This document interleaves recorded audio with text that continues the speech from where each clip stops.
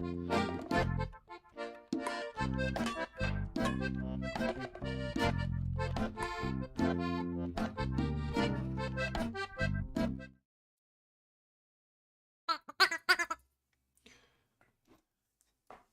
everybody, and welcome to Startup for One. Hello to you people out there on the screens on this beautiful Friday. It is always done. It's almost done.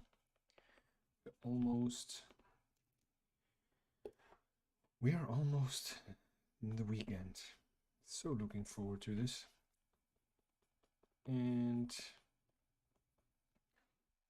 I want to thank That's Just a Music Lab for the music that you were just listening to. Check out their stuff on YouTube.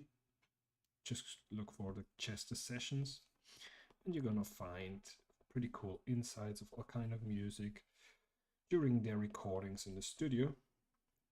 Pretty nice, all kind of music. Sure, you're gonna find something for you as well. So thanks for providing the music on this channel. All right, so I'm gonna jump right in.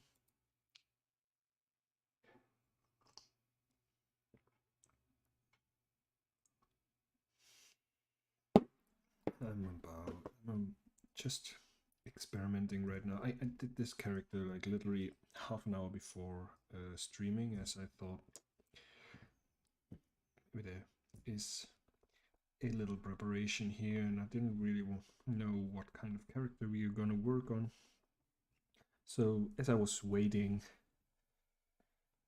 anxiously to finally be able to stream, I thought, well, I just start off and see what comes to life while waiting till 2 o'clock. So this is what we have so far. Kind of try to get in some of my studies that I do lately of human anatomy. So I thought I maybe can come up with a character where I can apply this kind of new learned knowledge. Lately I'm doing like the torso, and I haven't saved it yet, so we should probably do that first before everything goes downhill with this technology nowadays. You'll never know. And since I had some problems with KRITA lately, you better save. Well, you always better save, because who wants to lose stuff you were working on dedicatedly? Oh, and then it's gone. Not good. Okay, I'm gonna group those two, and I'm gonna position him a little bit more centered.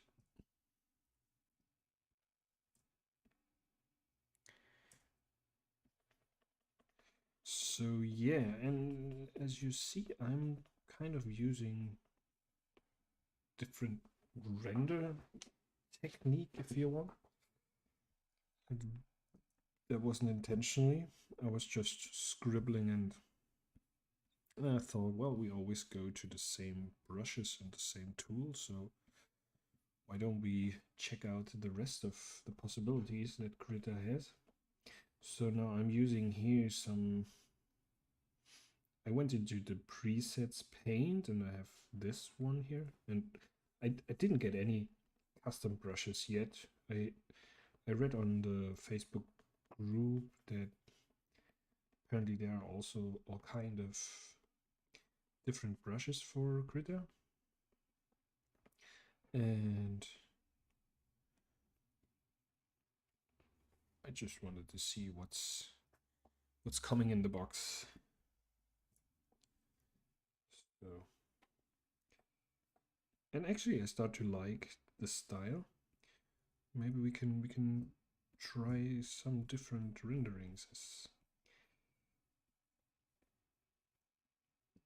This doesn't have to be our final look, right? So I like this kind of hand-drawn aesthetic.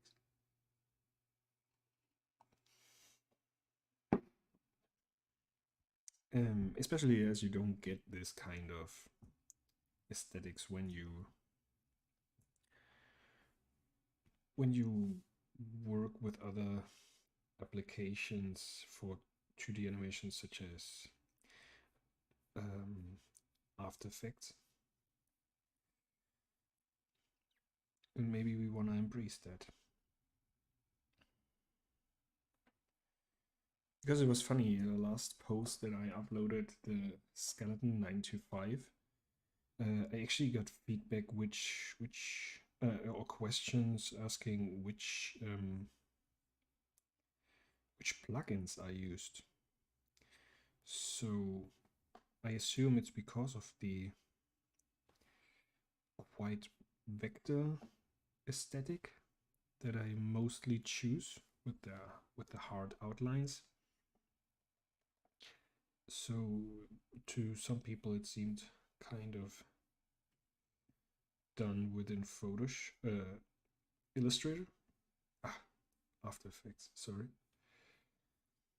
But to be honest, when you look at certain aspects of the animation, such as the perspective and how maybe it's just very subtle how perspective changes within the animation,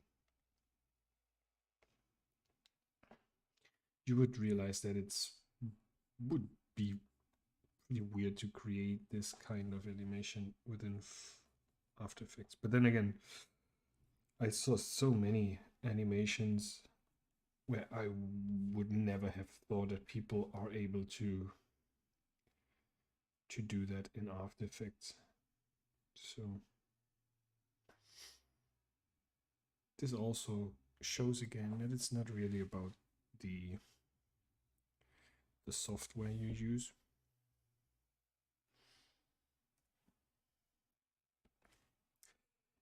I made the stupid mistake, well, not stupid, but I made the mistake to put all my colors on one layer.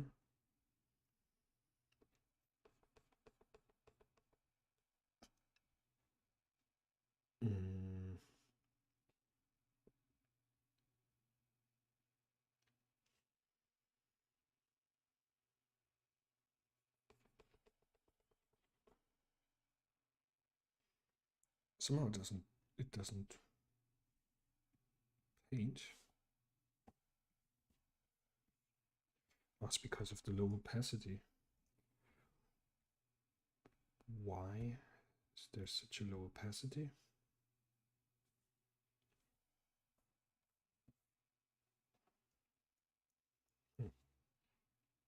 I don't know if it's supposed to be 100% for the brush. Yeah, it seems.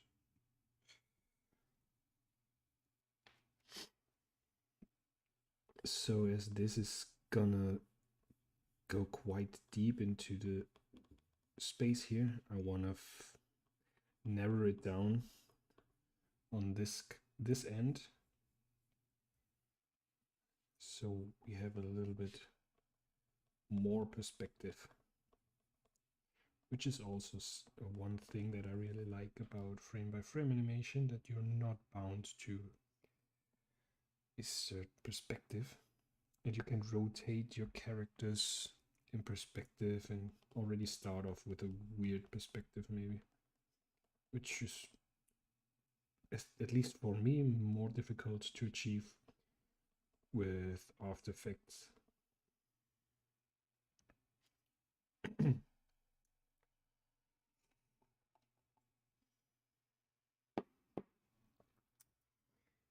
So yeah, the last time we already got in some kind of let me see what we had last time.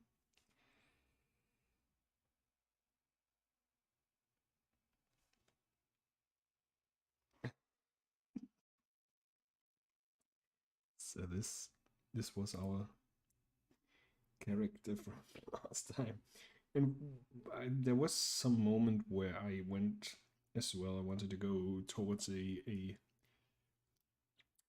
kind of an athlete swimmer, like you see here. And just because, yeah, I as I said, I want to apply those things that I study lately with anatomy and all that stuff.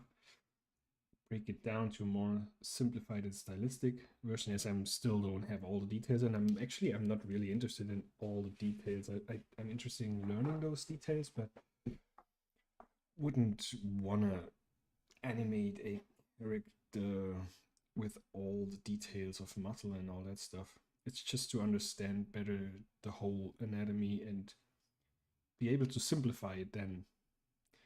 Because I always feel if I don't really know what I'm doing, I'm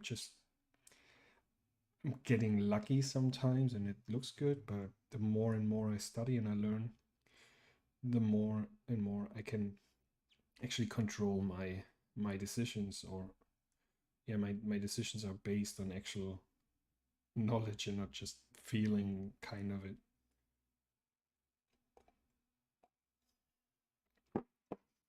But here I also think maybe we could put some kind of a belly here. Not doing that. Maybe he was in that kind of shape, but he looks a little bit older. Well, not old, but he's maybe in his late 40s, 50s, something like that. So he's not in that good of a shape, maybe. That could be an interesting thing to do, especially if we animate it later. Some fat on the body is always good for secondary animation, which we saw on our project of 9 till 5 skeleton run cycle. I think it really makes it a cool animation because of the secondary overlapping animations. So I think I want to continue to push that on my animations and focus or make sure I get at least a certain amount of overlapping animation. Wow, what is that?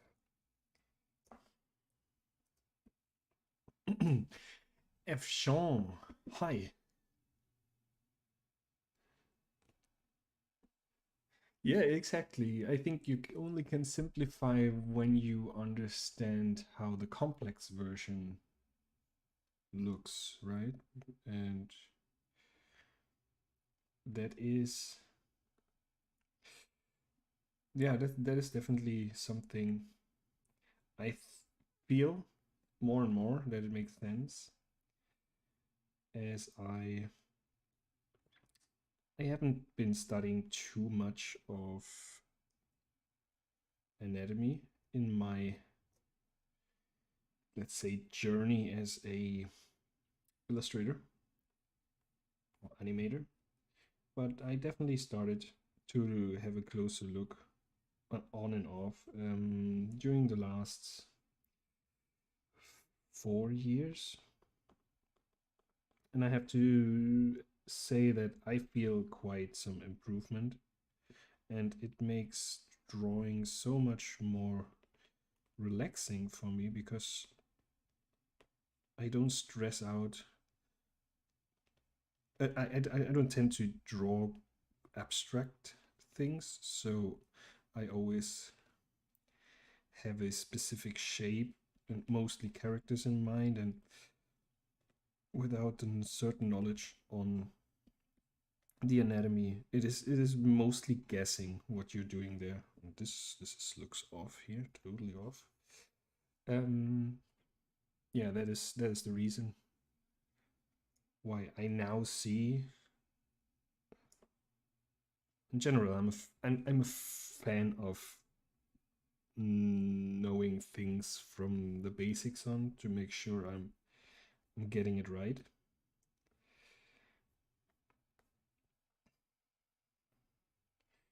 Okay, let's see. Now we have to get a little bit of a perspective.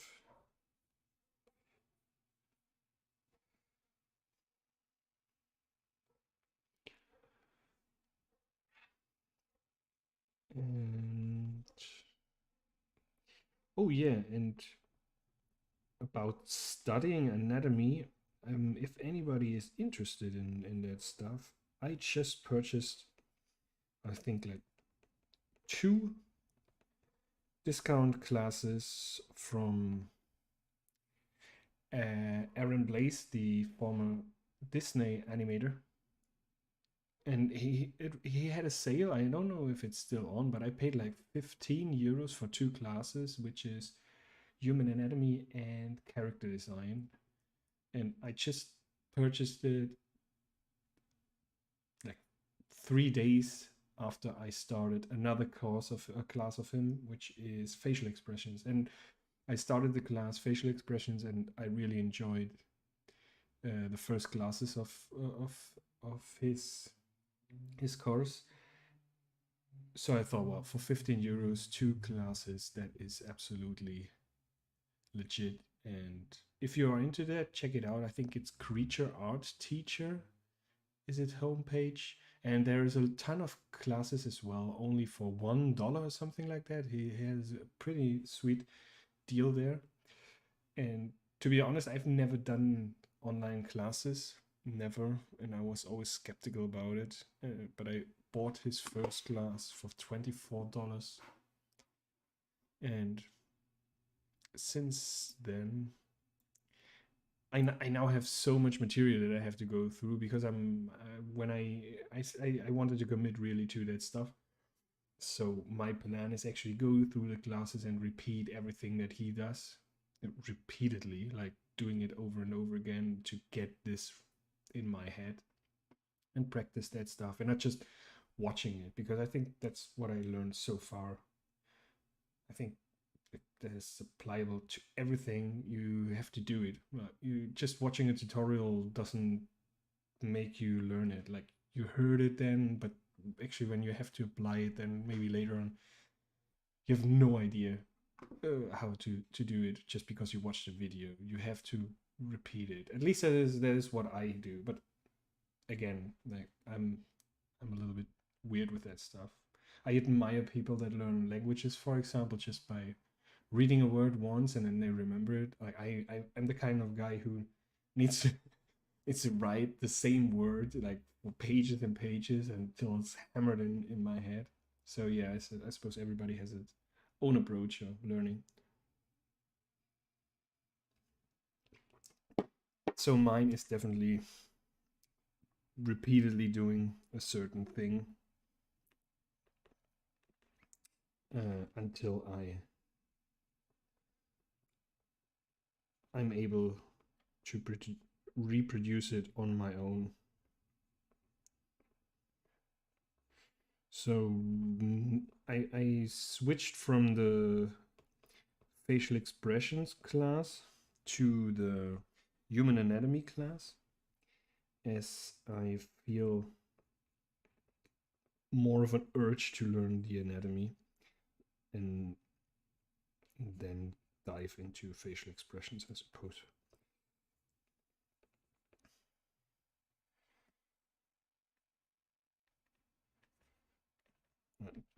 Today I kind of work completely unstructured, and let's see if this works out, because here I feel I miss my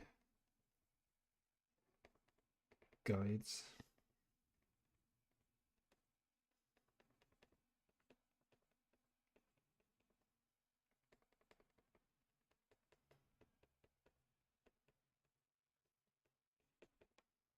Well, this is basically just the first sketch, so let's not be too hard on us.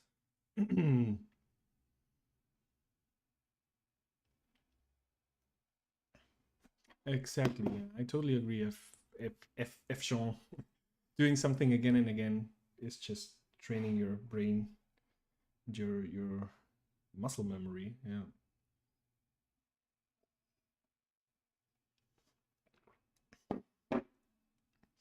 And it's not even that difficult. Like, and right now I'm just doing over and over skulls, like just to get it right, the strokes, where different kind of structure of the skull have to go. And I did it quite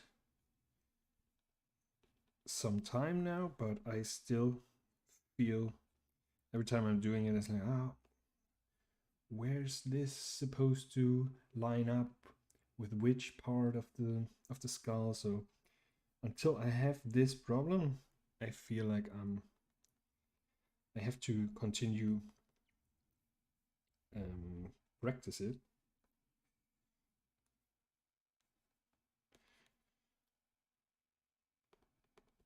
So let's see if this is already making sense in perspective.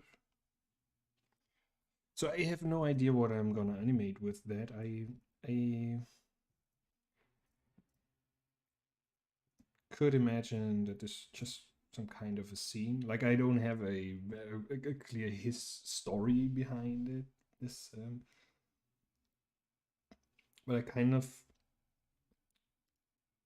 lately do a lot of loops, and I thought maybe it could be fun to do more like a cinematic piece, like doing kind of a different takes and telling, maybe this is just a story how he gets up that, how do you call that? Is it the tower?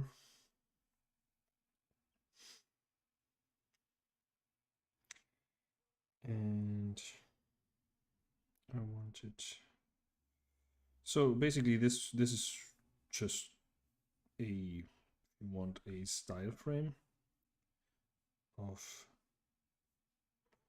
what can be someday a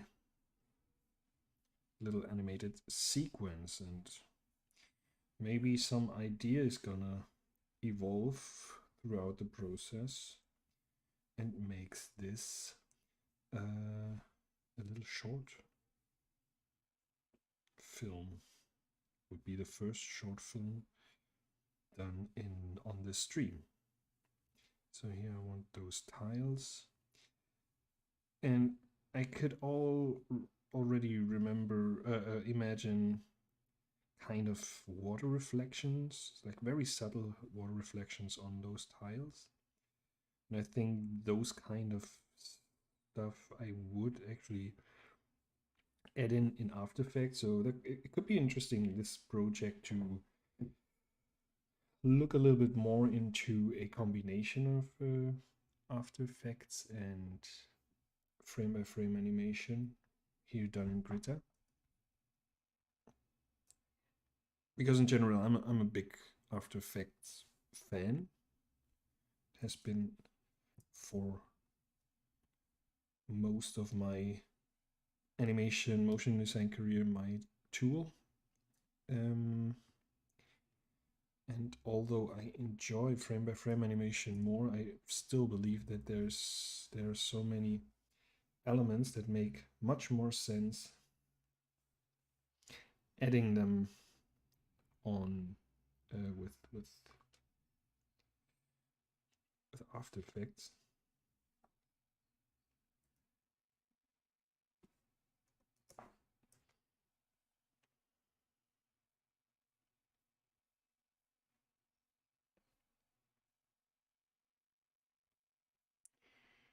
Okay, now I'm not really sure how detailed I have to go with all this.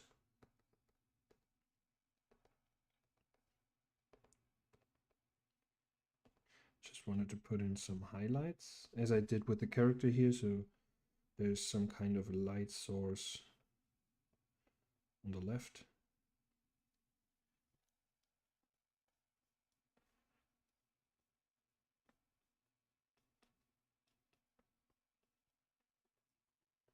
As you see here as well, this is lit.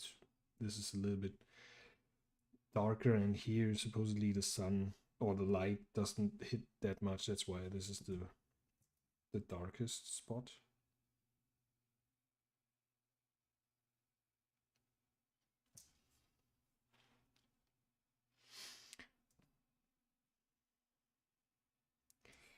So the character has this outline, sketchy outline. I'm gonna see if I bring that in as well for the other elements here in our scene.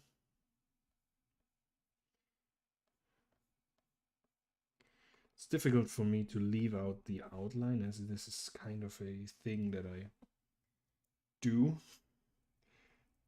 And you check out my Instagram, I think most of my lately I used to do illustrations without any outline, but then I kind of got hooked on outlines.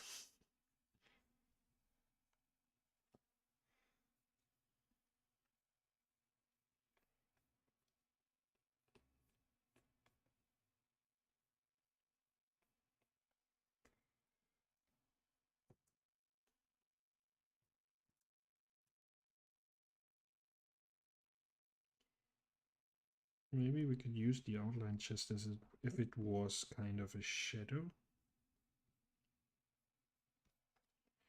Never done this. See how this looks. So I suppose the light source comes from kind of a higher point. That means I just put the outline on the opposite part of the volume.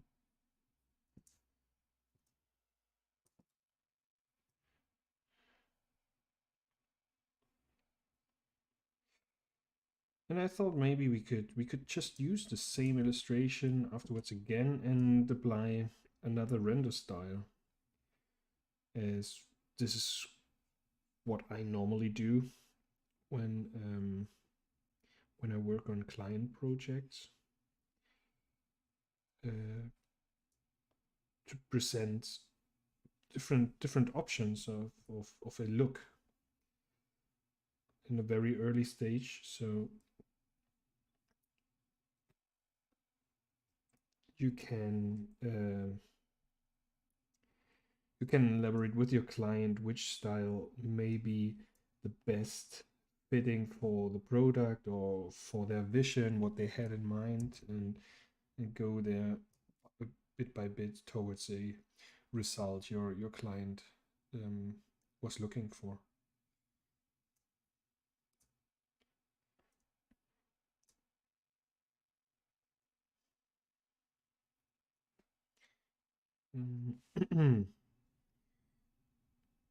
Could add some, I don't know what that whole board is standing on, if we have a kind of a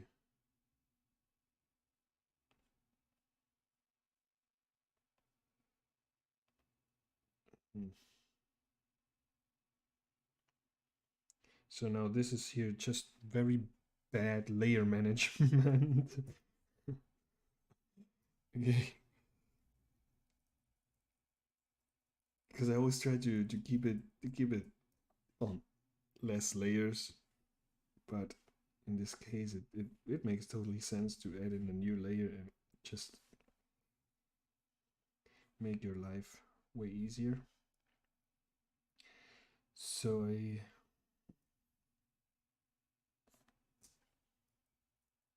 not really. But maybe before we go into that, let's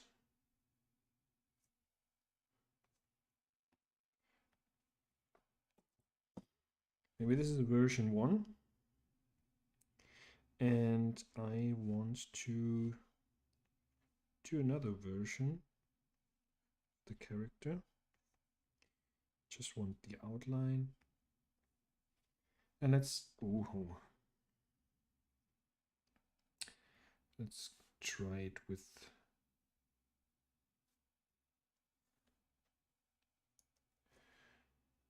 a different render style. And this is more like something I normally tend to do. Really kind of liking dark outlines.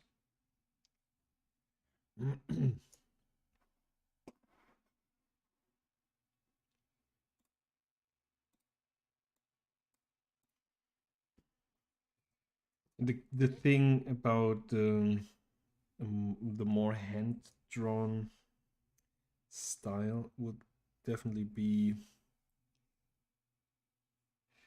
it will be more time consuming for frame by frame animation, because you cannot only fill the different volumes with one color, you have to actually paint it by hand. And I think that's why I started more with a more vectorized style. It kind of saves you time in the cleanup process.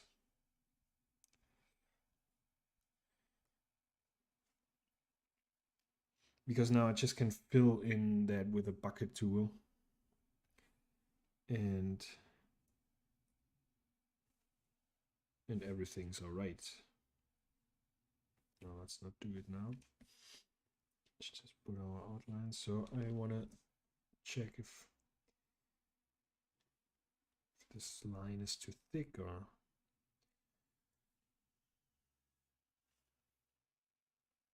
probably is. Let's give it another try and get down on a 2 pixel. How's 1 pixel looking? Well, it's still fairly thick, so I think we're good.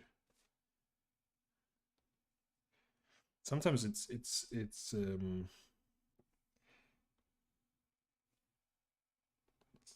difficult to actually see with a few strokes how the whole illustration gonna look like when it comes to stroke width.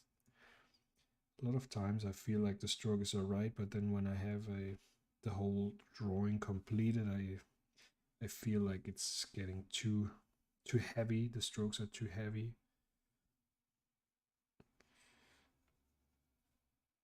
So I tend to use a little bit thinner strokes that I feel would be alright. So I go for, okay, this feels good, and now I'm going thinner because when all the lines sum up, it feels too bold.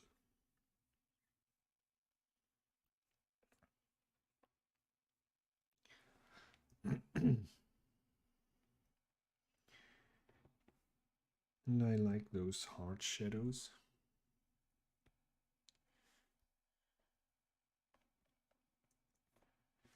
And this is all just like personal taste, I suppose.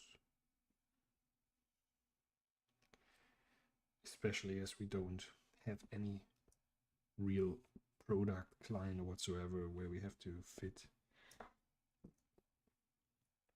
into a certain style.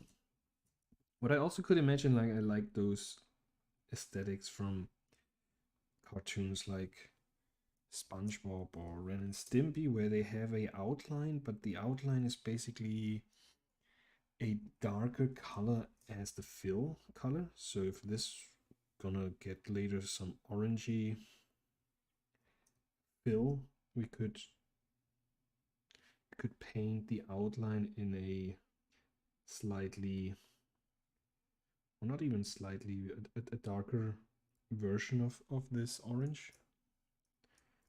There's also kind of some aesthetic I really like. But to be honest, I haven't applied it too much, and every time I try it, I feel like I'm not getting the right outline color. Because in general, colors are kind of a scary thing to me. And so the more color variations you put in your project, the more likely screw up the color palette. So having a black or dark gray outline is kind of a good start. It's kind of a solid base, and then bring in some colors. But that's just me, and I envy everybody who's not getting that anxious when it comes to colors.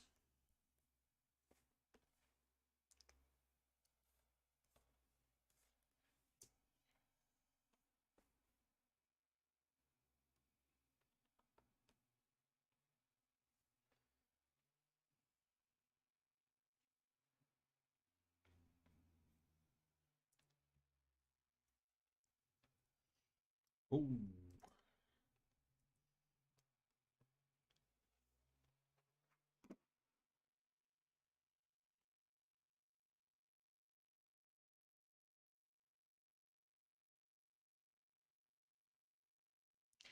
Yeah, Sean, I just call you Sean. I yes, it's kind of a depends, I think, on the project, on how many layers, and as well on the flexibility you want to preserve. Because I'm a big fan, especially when it comes to client projects, keeping everything as modifiable or as flexible as possible. So whenever a client comes with some changes he would like to do, you're fairly easy, or it's easier to make those changes. And as well, when you're still experimenting a little bit with the stuff, it would also make sense to keep it fairly flexible. But when I draw for fun, I kind of try to keep like the feeling of analog drawing to it. When I draw with pencils on paper and erase certain stuff to lighten it up, and then go over it with a darker line, and then maybe later on bringing in the outlines with the ink on top of it. I like that, but it's basically just my own drawing experience that makes it more enjoyable for me. But it's definitely not the best way to keep your illustration. Oh, toes look weird, sorry. To keep your illustration open for easy changes.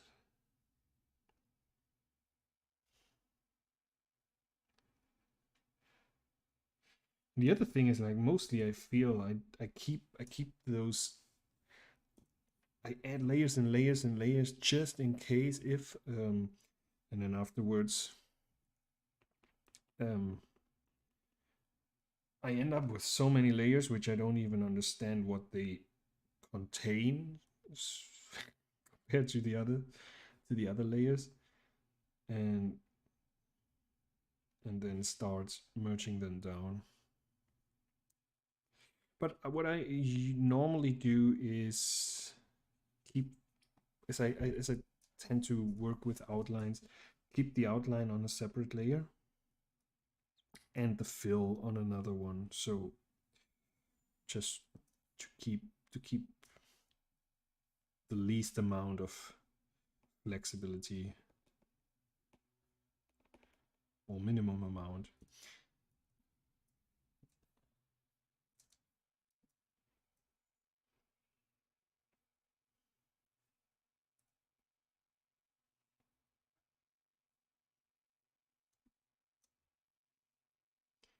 And when I'm animating, absolutely keep the elements at least until a certain level separated, so you can time them differently.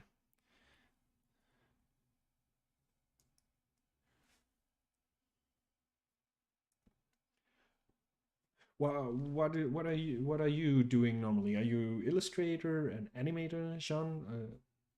If you don't mind asking, what is your background?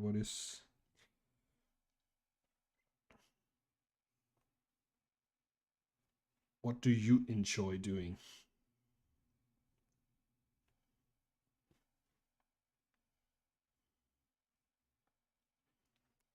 Let's try it like this.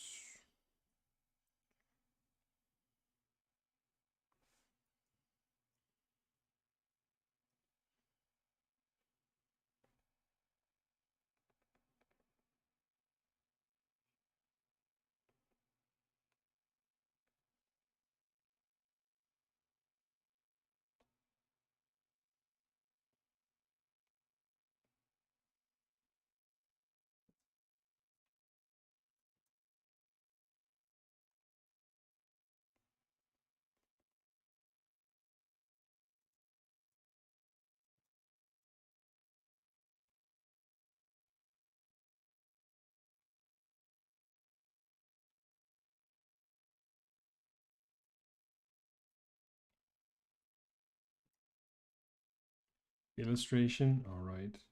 I don't know if you're familiar with the software or what softwares you use mostly. This one here is a pretty neat software, to be honest. Just KRITA. Oh, you want to start animating? That's good. Oh, that's good. That's cool. And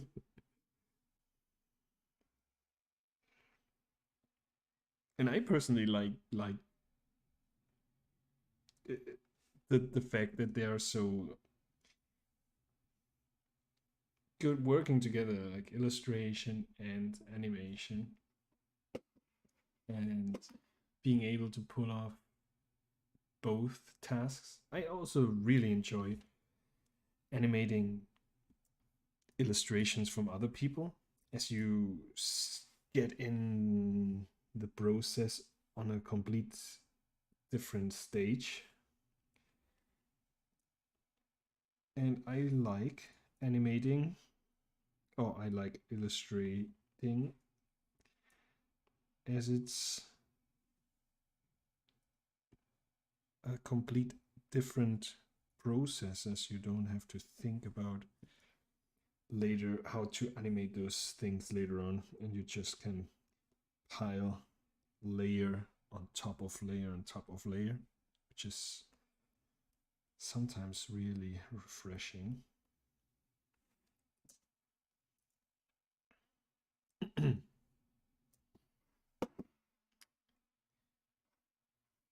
So now just to have a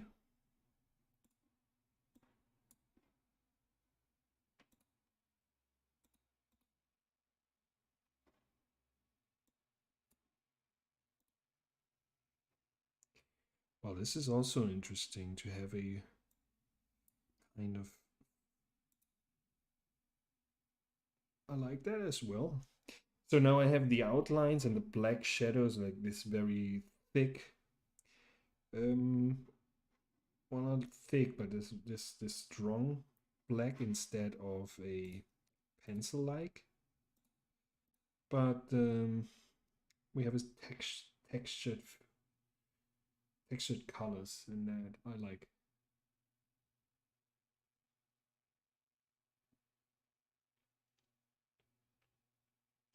Ah, Affinity. I heard about Affinity.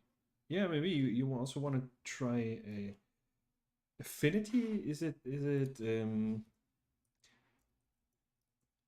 for animation?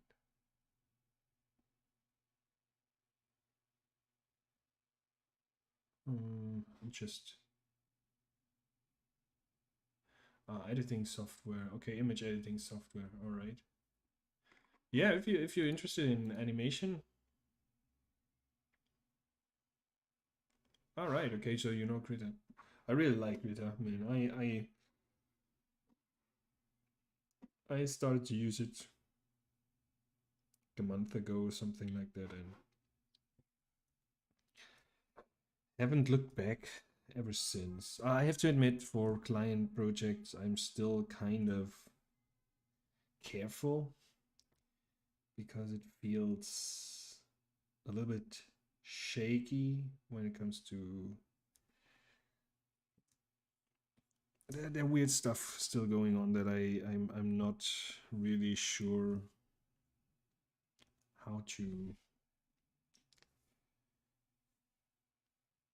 if I can rely on the program. I had some weird crashes and things that suddenly didn't work, and so still a little bit careful with that part. But compared with Photoshop for animation, KRITA is awesome, to be honest. I'm also very interested in TV Paint. It seems like kind of the same kind of program. I think I placed the shadows wrong here. Now it looks like the six pack is inside, but it should. Oh, now I don't have enough undos left. Okay, let's try this. So apparently I need the shadow on this side.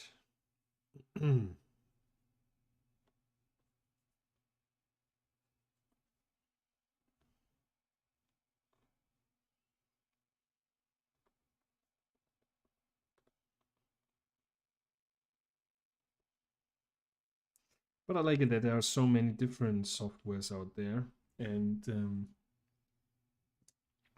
that you can, at least for those that are for free, experiment a little bit and see which one works best for you.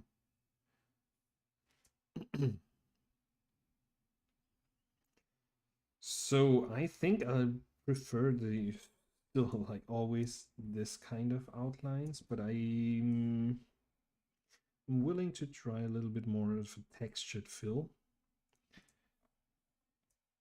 on the character.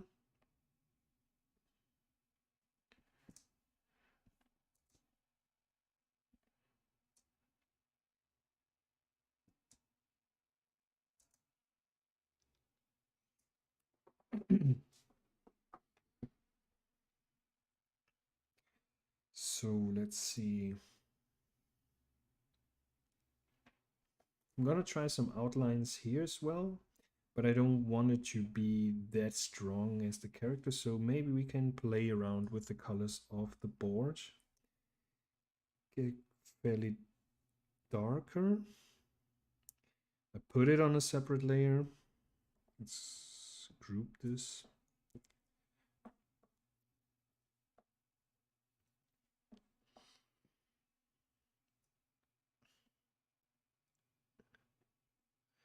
Let's see how this is gonna look.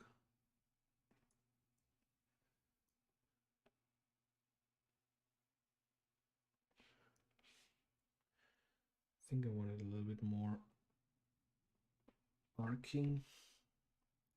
So no.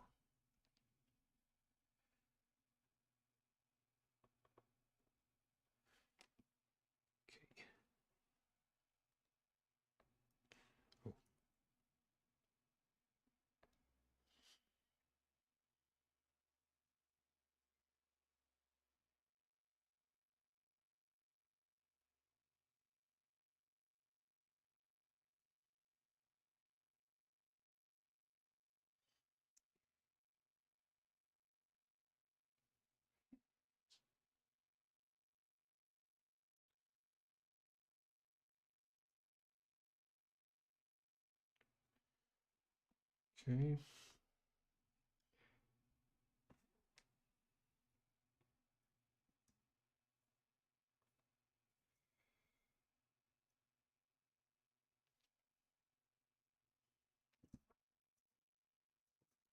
Gonna continue. I still not sure if this is something I want to go with.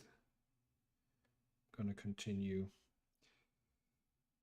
to see where this is going.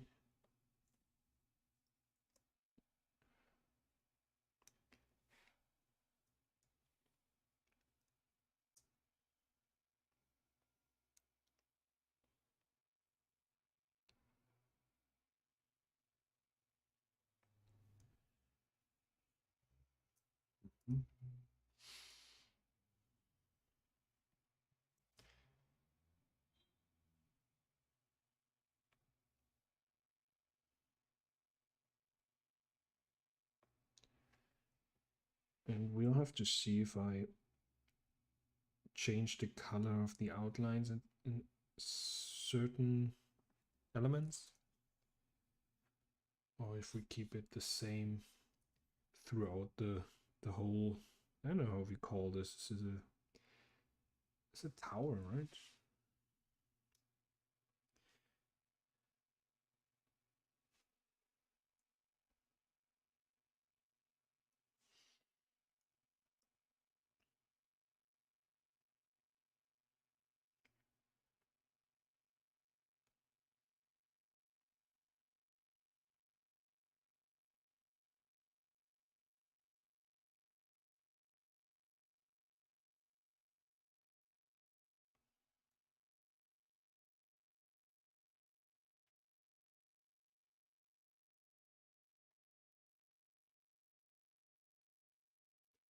And I'm feeling that I like doing now the outlines on top of that. Like the outlines really define the volumes. Before it was quite loose. Now with the outlines, it really defines the volume. And I think I'm gonna do first a little bit more a sketch with with with some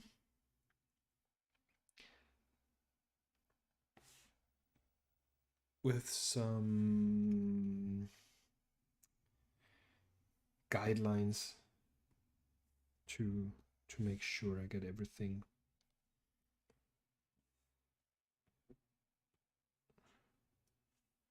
correct in perspective. So let's see.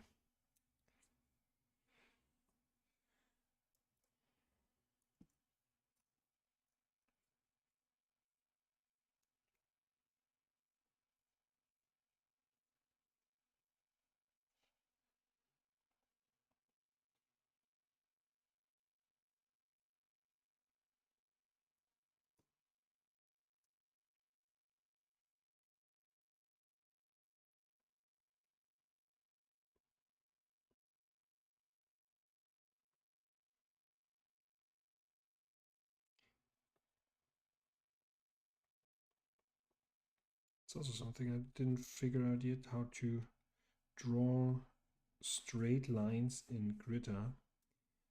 Straight lines, I mean, like with Photoshop, you just press Shift, and it's gonna create a perfectly straight line.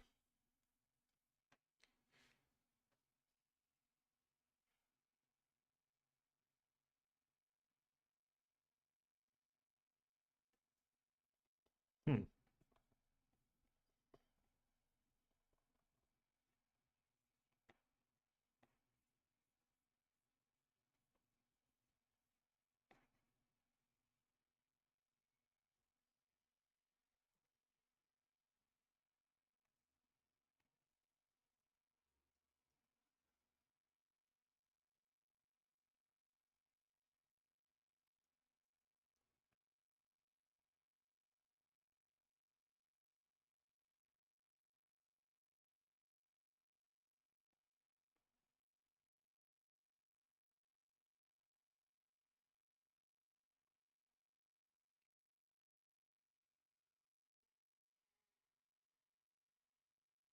And that's one thing, and what drives me a little bit nuts on with KRITA is the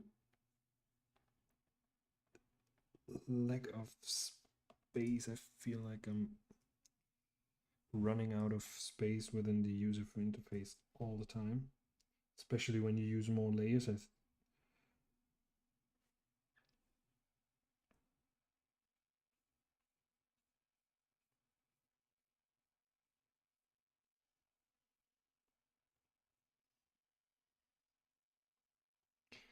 I'm not really sure if this construct actually helps me. This works. Not really.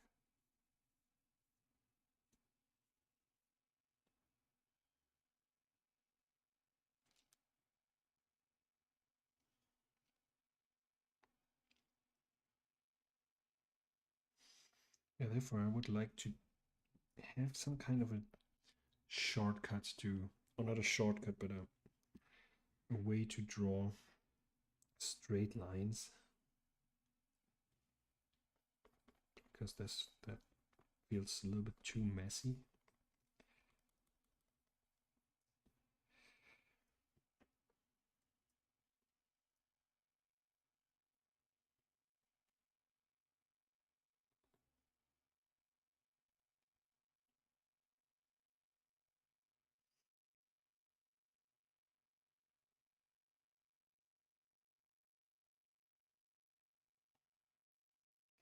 So this is where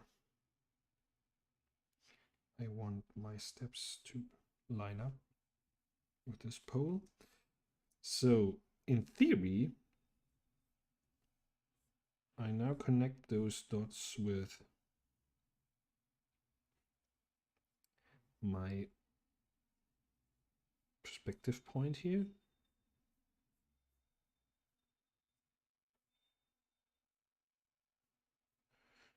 I don't.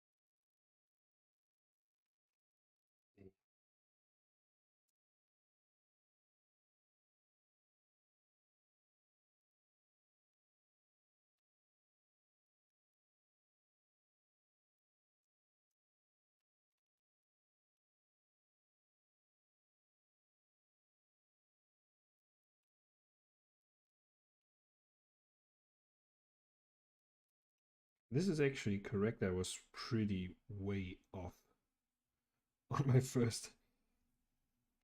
And it still feels weird. And I think I missed something here because maybe the 1 point perspective isn't the right approach here.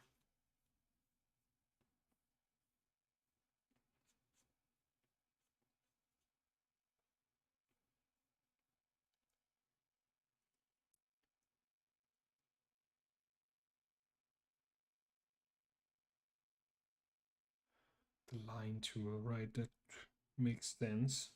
Thanks for that. That thought.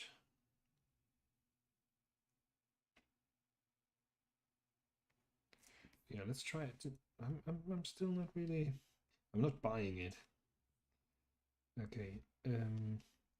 Never used the line tool, so shouldn't be too. Should be So, okay.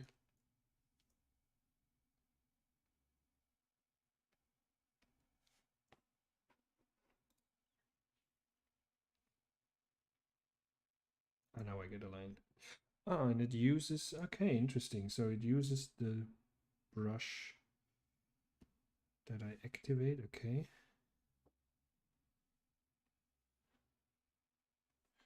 So that looks like something we could work with.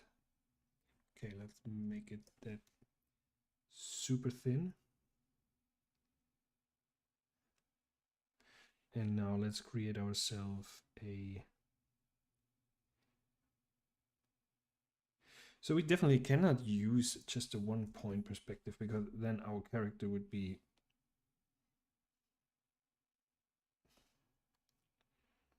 off. I'm not really sure what kind of perspective we are in here.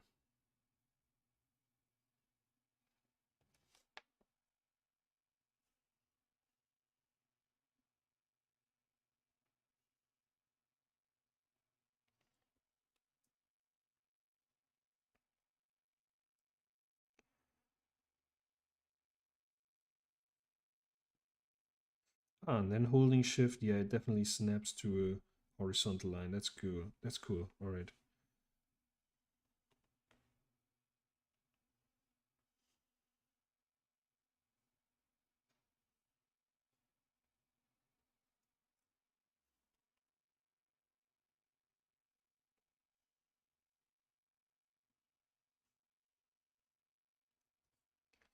And here, this would also go this direction.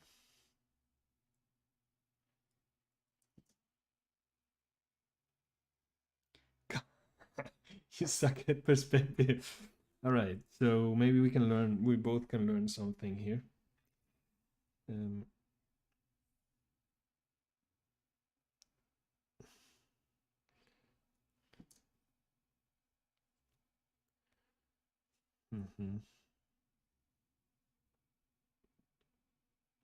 So here I want to keep it horizontal.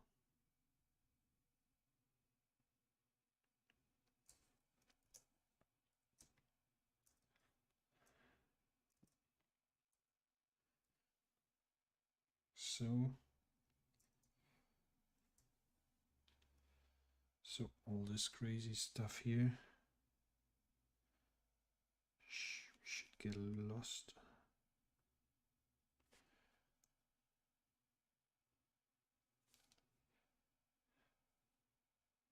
Okay.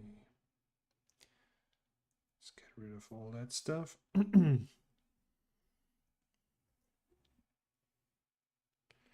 So let's see. So here would be one part of our step. Oh, this is on eraser mode. So this is one. And maybe we then feel like we have to keep it way smaller, as it going quite to the back.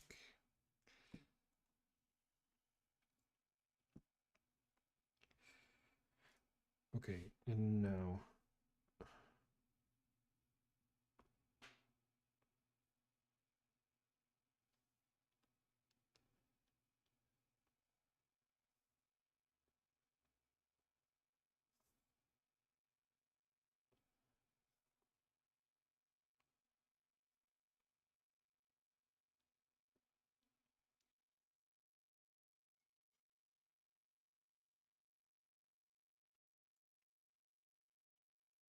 so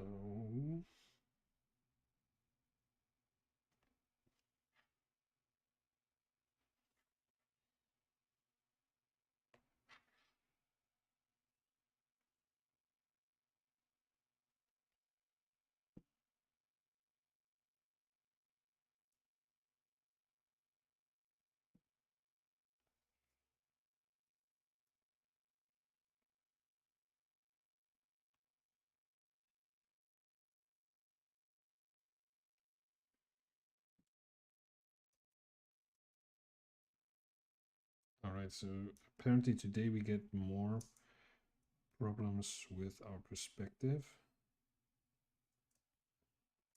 like that, so we can learn.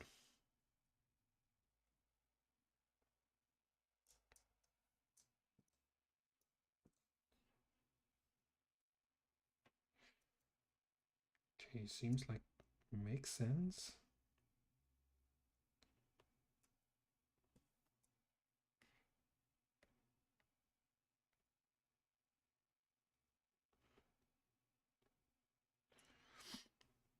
And maybe we can now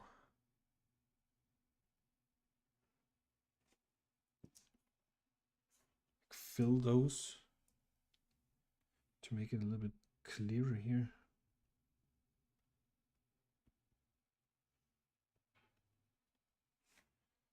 So how does this look like? It seems all right. Yeah, it makes sense. It starts to make sense. So, Sean, I think we are onto something here.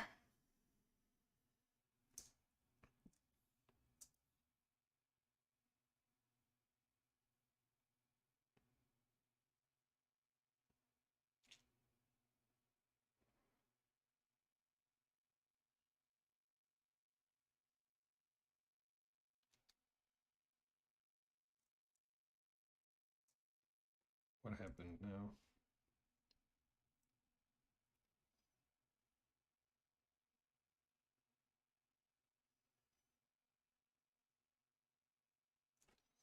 Something disappeared and I have no idea what and why. We lost our... okay.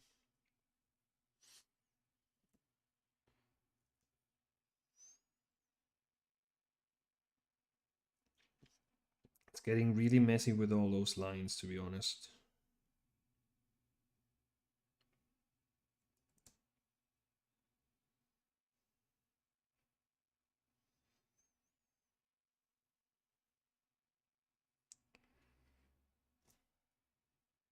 I want to do it again. Feels too... oh, now it can also come down with the opacity. That is a good thing. Maybe we don't want to have it like totally black. So let's try this again.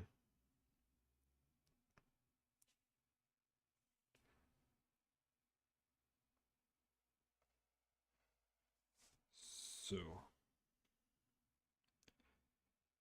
this is our perspective point here.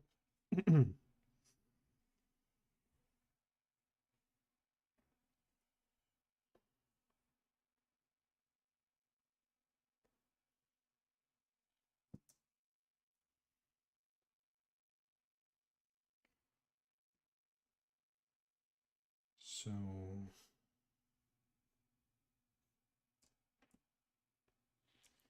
and this is where our letter should be attached to the board.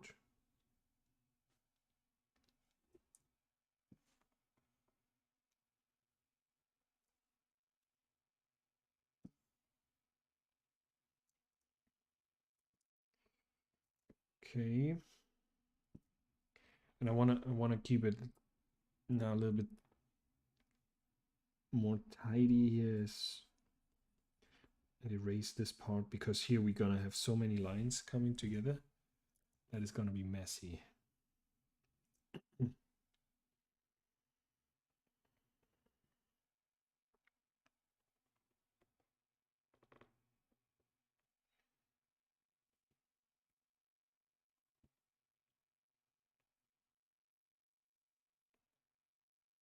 Okay.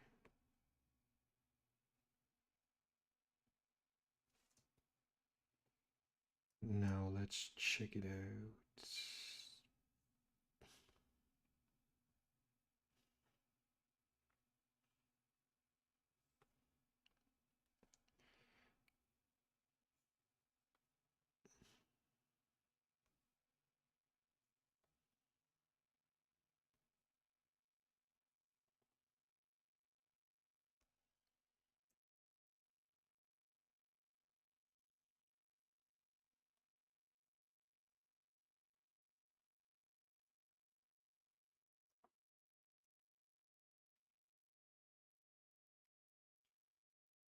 kind of love this super technical stuff.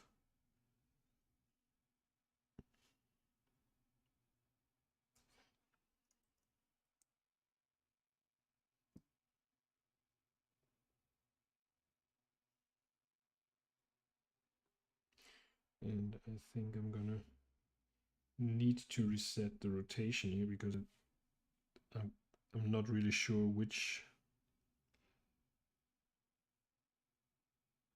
line is the horizontal line. So okay. So now they directly gonna overlap those steps.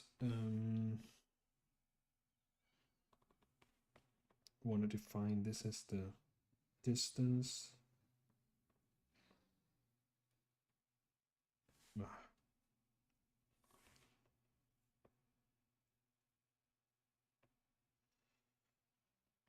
So here.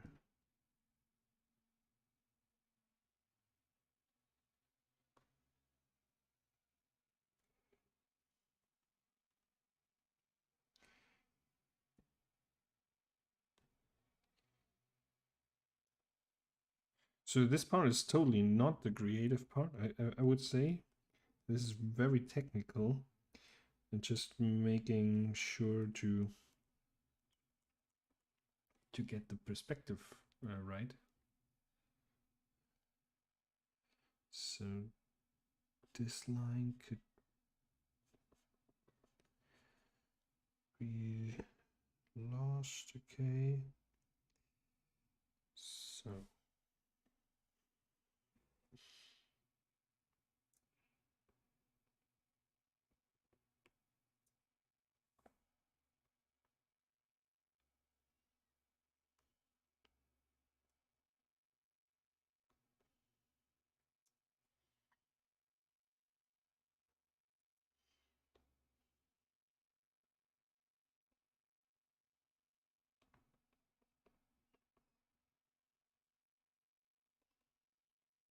still want to be very careful with what I'm gonna erase. Oh.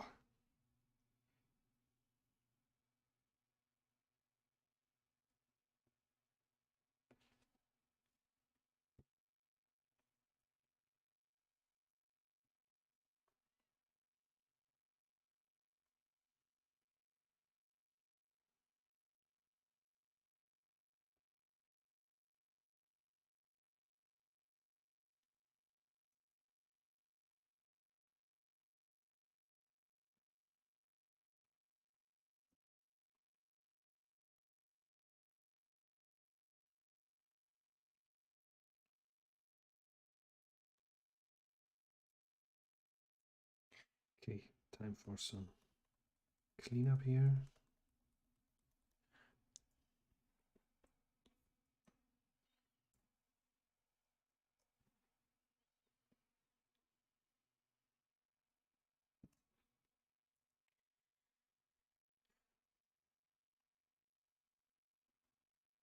So, does anybody has cool resources for improving perspective or something like that?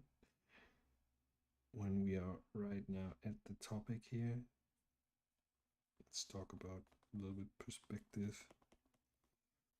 And it is funny because the other day I think I saw a tutorial where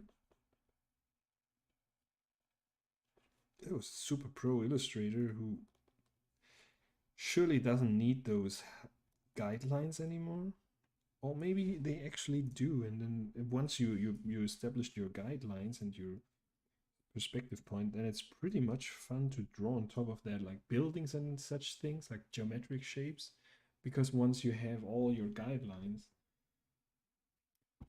it is quite easy.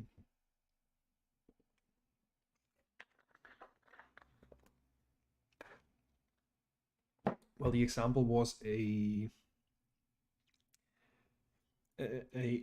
illustration of a city with 1 point perspective.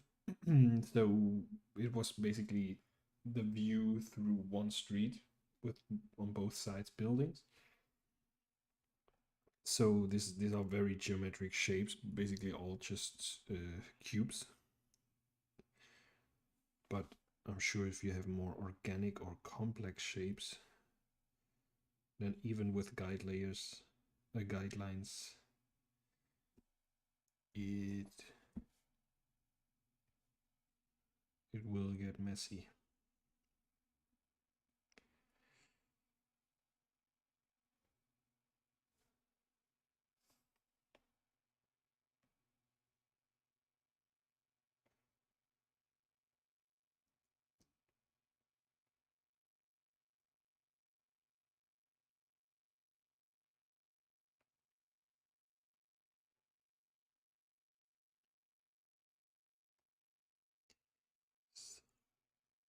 This line touches.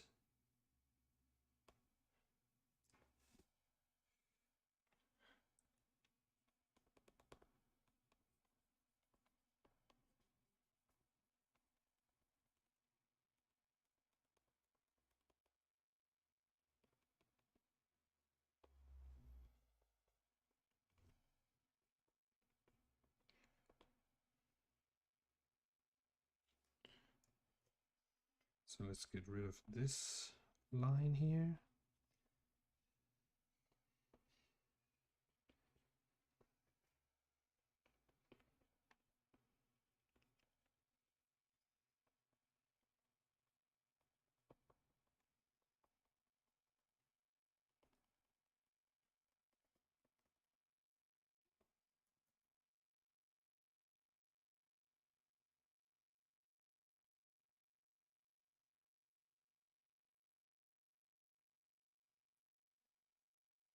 But I don't know if how are we gonna continue with that, because it's gonna be something like this.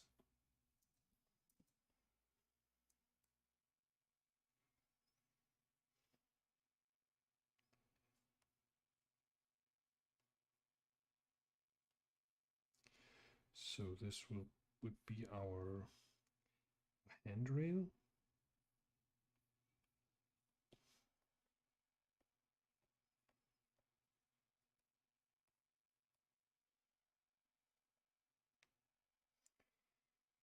Going nuts here with I have days where my Cintiq lets me turn off the touch screen function, which I normally don't want to use.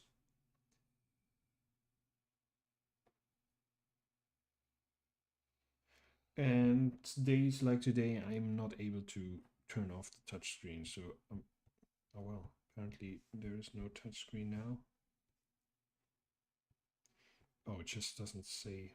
Okay, don't mind. So interesting here now with it theoretically, if this is our, then the handrail will be up here. Is that possible?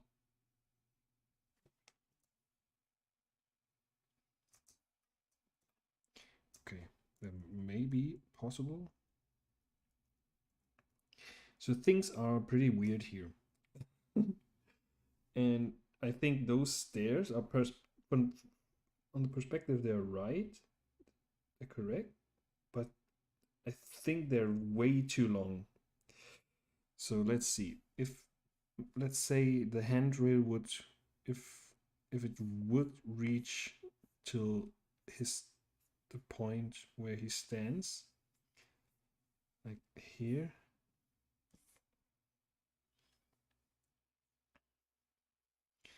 then we connect it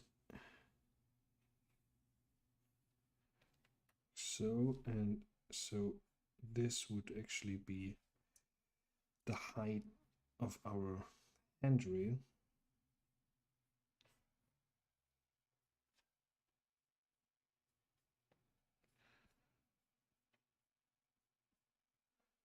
Don't want it to reach that far.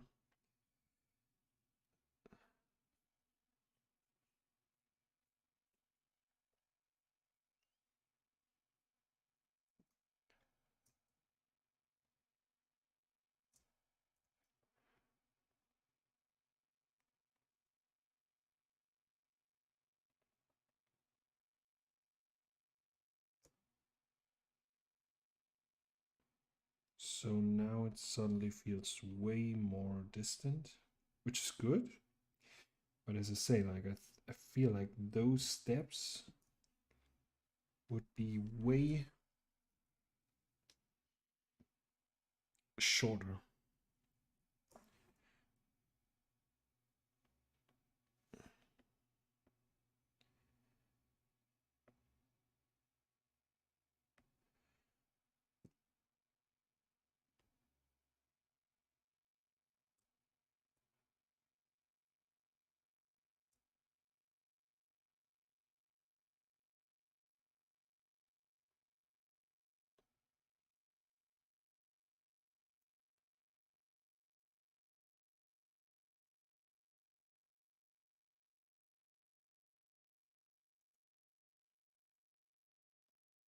Now this is a very interesting episode today of the stream.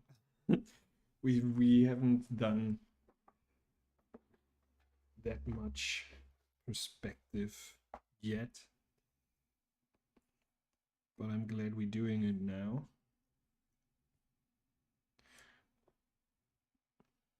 I always felt like I never really struggled with perspective until now. Okay.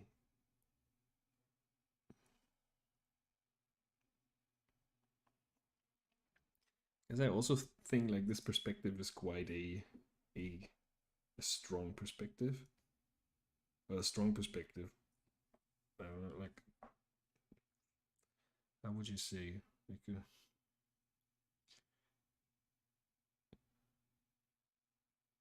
I like it. I think it looks. It's not really the perspective I went for because, but again, this is our style frame. So this doesn't even have to represent a certain scene in our not yet existing story. So just relax then. We're gonna get there.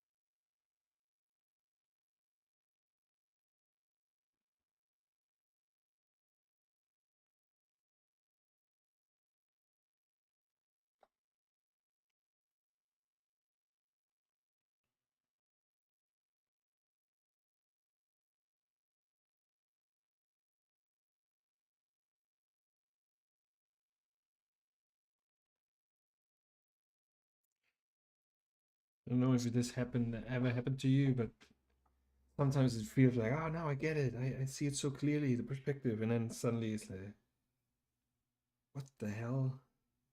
What did I don't. And right now I feel like this.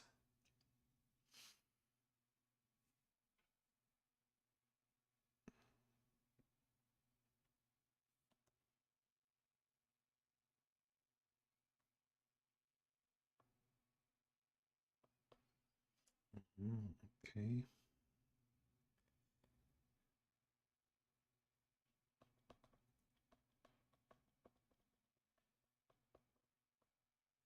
This is this one. This is that one. We're missing one here. Do we? My brain hurts.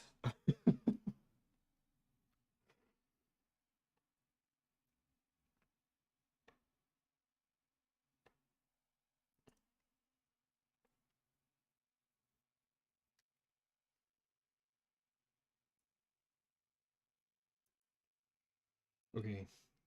Let me bring that opacity down here.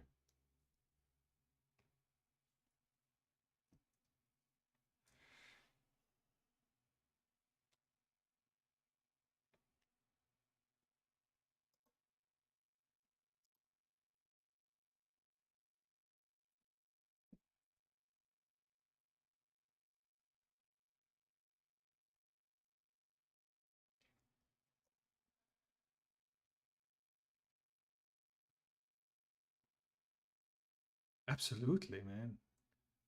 You are allowed to participate on that stream as long as you're nice.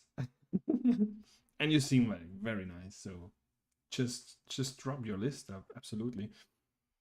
Of artists I enjoy learning for character perspective. I'm really looking forward to that list, man.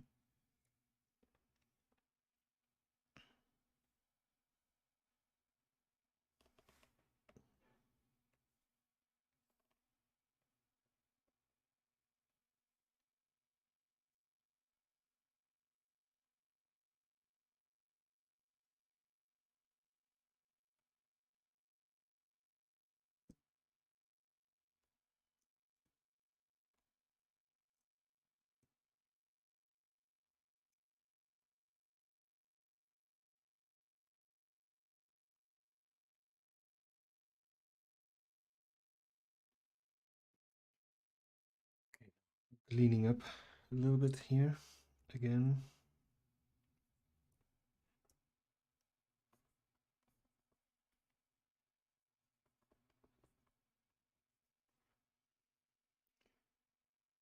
This was pretty clear so far here, the first steps.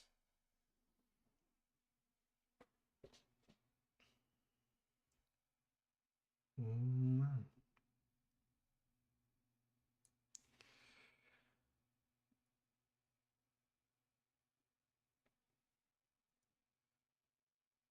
So this step as well seems quite clear.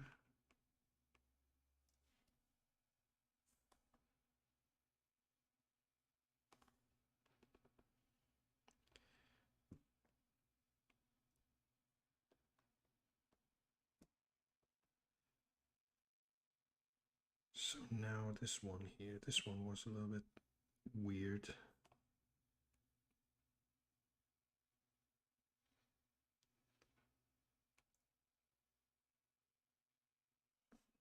It doesn't make that much sense. I don't know if we skipped that one or what.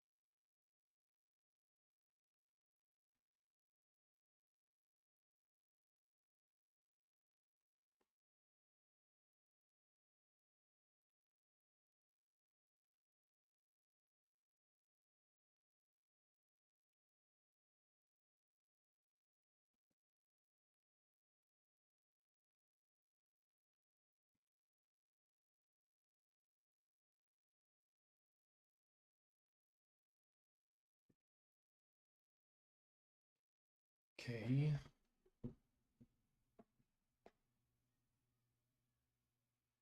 Oh wow, yeah. But the thing is with Kim Jong Ji, he's like, wow. I love his work, but he seems like a I don't know, this seems like the ultimate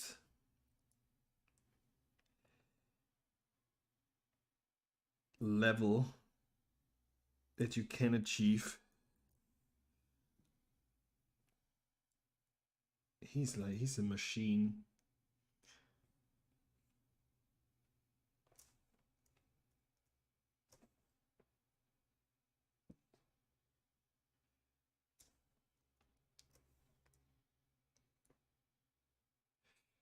And I think I saw a video of his where he does the whole construction of like drawing, because normally when you see him draw, he just draws freehand, right? No construction lines or whatsoever. But I think I saw one video of him explaining his process or his thinking. Yeah, but this is so impressive. This guy really seems like from another planet.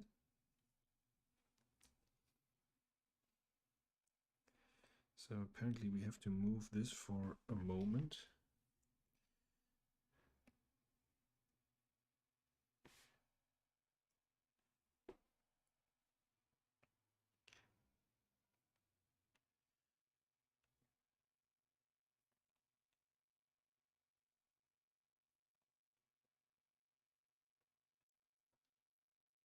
And yeah.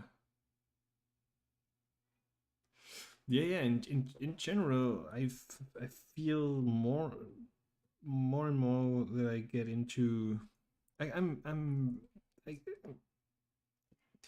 I doodled like my whole life, I suppose, but like never really seriously until I started 4 years ago to pursue it like a little bit more focused and serious. And it is so interesting when you watch more and more tutorials and what people tell you, that like all these amazing illustrators, they have just so much routine and imagining this basic shapes or whatever they draw, and breaking it down into basic shapes, but they actually don't really have to draw those construction lines because their brain is so um, conditioned in imagining all those simple shapes, so they don't have to put it on paper, but in their mind they're still breaking all that stuff down. And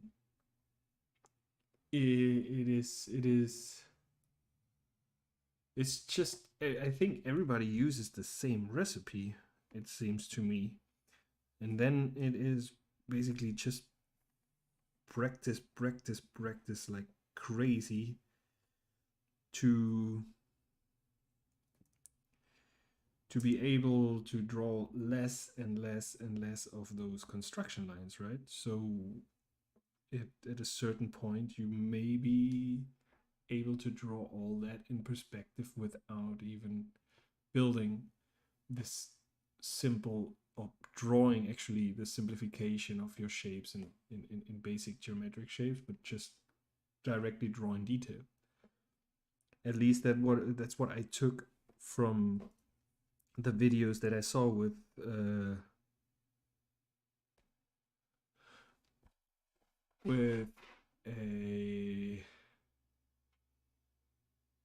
with Kim Jong Ji. He's still like kind of an alien, like having so many different motives and stuff in his head, and being able to create so beautiful and weird illustrations just from imagination and from memory, basically. It's pretty cool.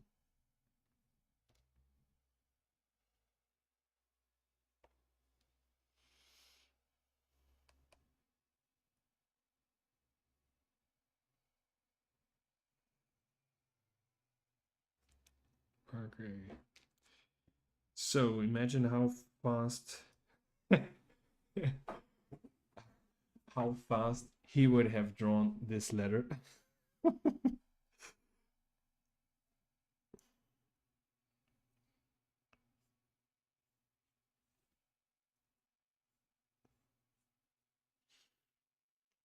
Okay, now let's see. Now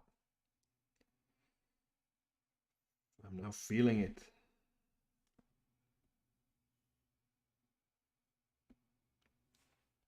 Yeah, and John, that's what we talked at the beginning. Like it's just repetitive. You have to get this stuff in your head so you can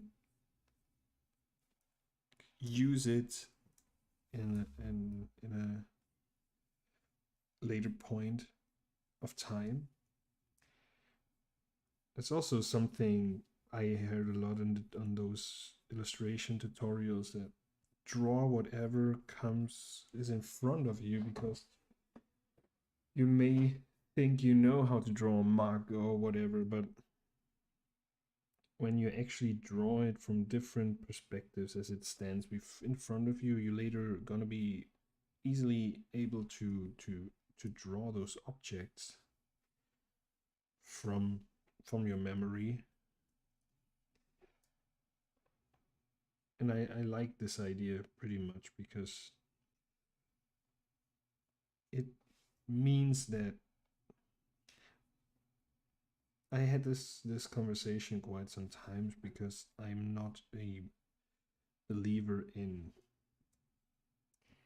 people that draw well have a certain, well, let me rephrase. Like, I think there is talent, but I think that even without the talent, you can achieve the same goals. People with talent may not need to put that much effort in a certain craft, whatever, than people without a talent, but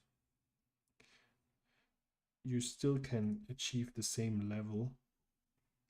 You just have to put more effort in it.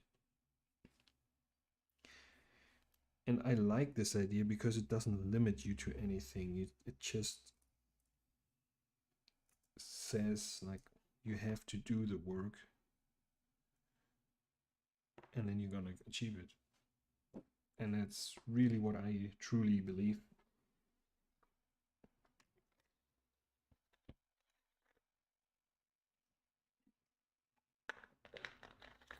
And I see it in my own animation and drawing skills. Like, since I've really put more time and effort in it, um, I feel so much improvement.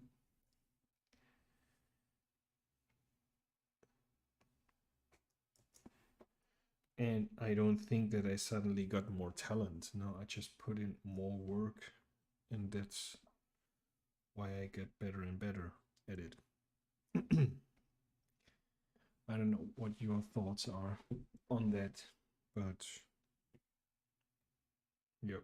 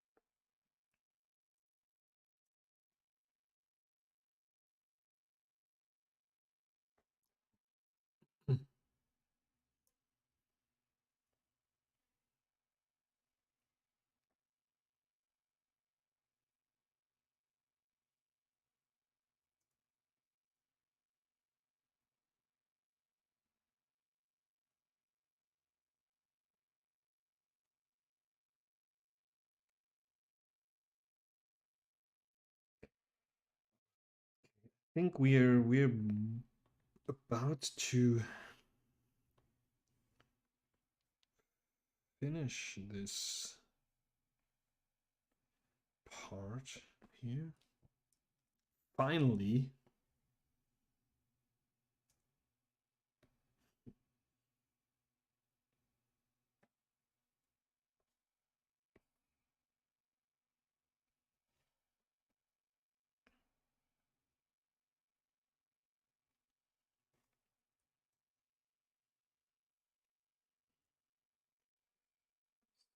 No.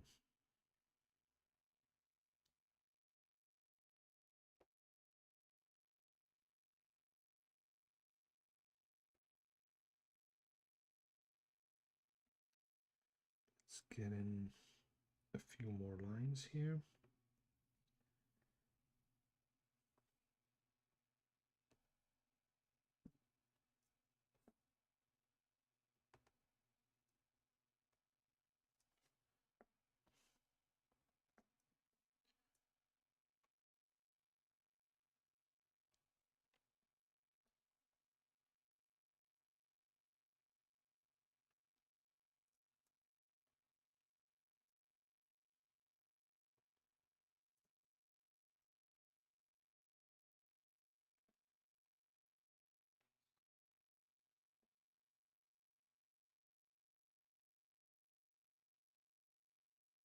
It is very time consuming, absolutely.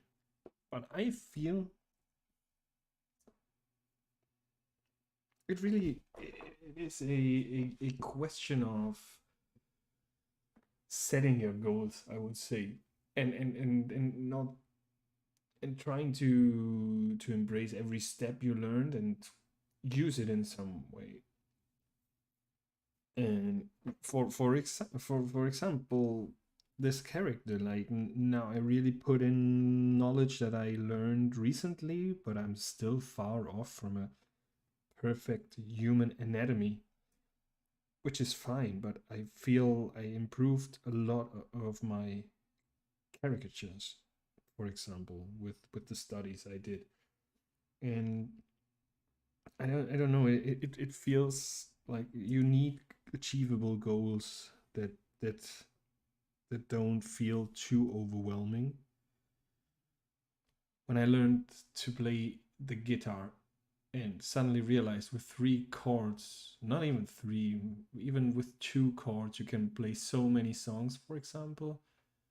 It was just awesome. Like, and then from there on, it was so much easier to improve because I felt like I'm now at a point where it's fun to be at and to experiment on that point without even actively trying to improve, and you already can enjoy this step. So I first of all started to draw heads. So look at my Instagram there, where, well, I don't even posted them, but I drew heads, characters, only the heads. Every time I went further down the neck, it was a disaster. That's why I now try to improve my torso. So once I improve my torsos, I'm pretty sure I'm gonna need to improve further down and so on and so on, and just enjoy whatever you already know and try to build on that bit by bit. And then I feel like the learning curve, or the like you there's so many moments where you just,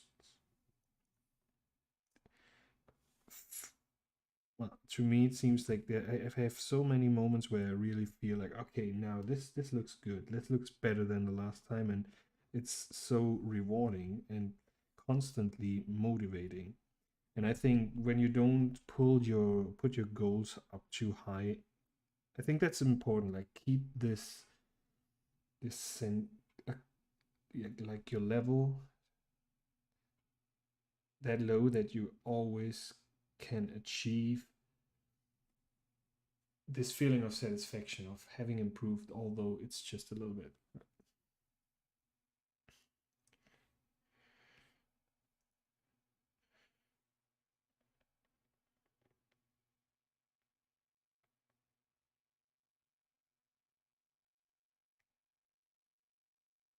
And although it sounds really dull and completely like cliche,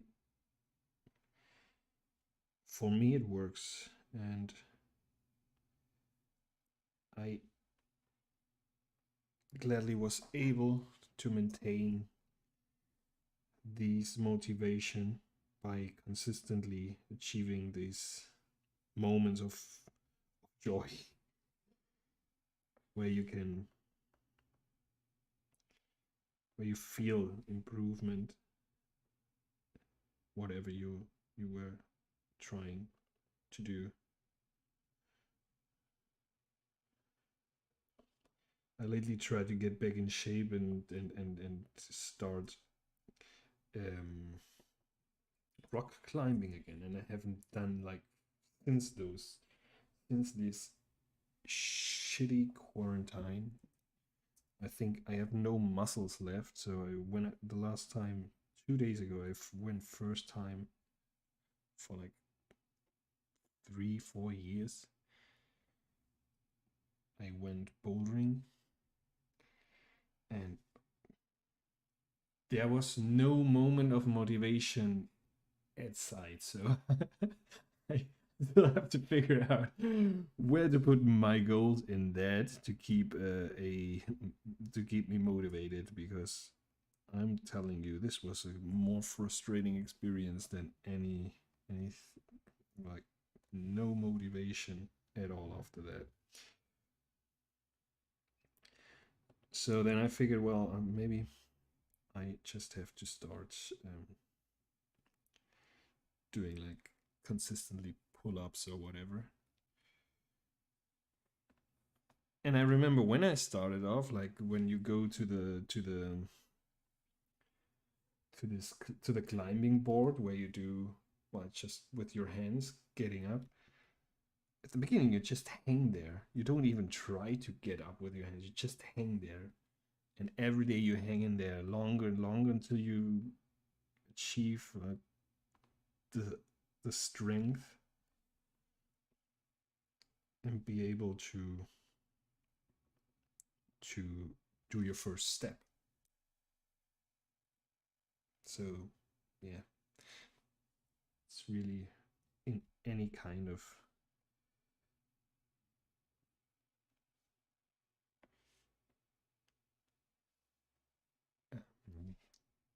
domain, you this is applicable. Just keep your goals achievable and go bit by bit. And I think that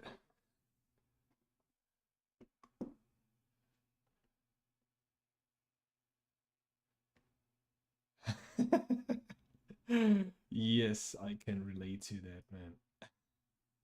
Oh, on Twitch there is Vincent32. Hello, Vincent. How are you? Yeah, Sean. It's a thing. Like so baby steps. All right. I don't know about this thing here, like the handrail, but I think it's okay so far. Okay, wow, it's getting so warm in here. Let's see.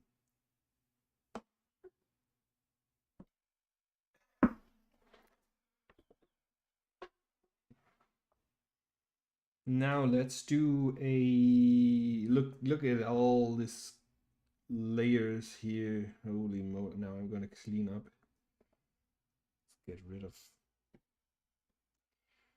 we don't want to have this. This is totally unnecessary. Oh wow. What? That looks interesting. No idea how that came together. All right, so here, this is our character outline, and we're gonna put the outline of our board. I really like the colors, and I'm pretty happy with that. So again, let's get this dark color and get a little bit darker. And full opacity. No pressure sensitivity. And we're gonna go with 1 pixel. That's how we like it. Okay, draw on a new layer. And I don't know, what do you think? Should we go freehand here, or yeah, This way we can actually practice our lines.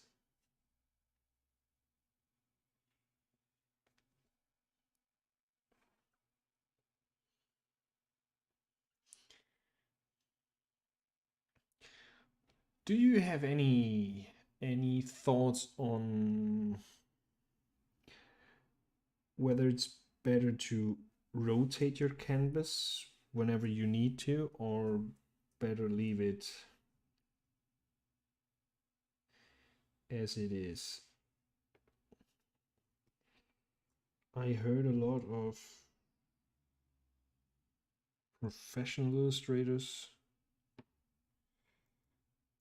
saying that you shouldn't rotate your canvas, which I may consider right now, but on the iPad, I think my brain is already so weirdly wired with Procreate that I actually try to two-finger rotate paper when I draw with pencil on real paper. So I think on the iPad I'm already lost and gonna rotate the canvas whenever I need to.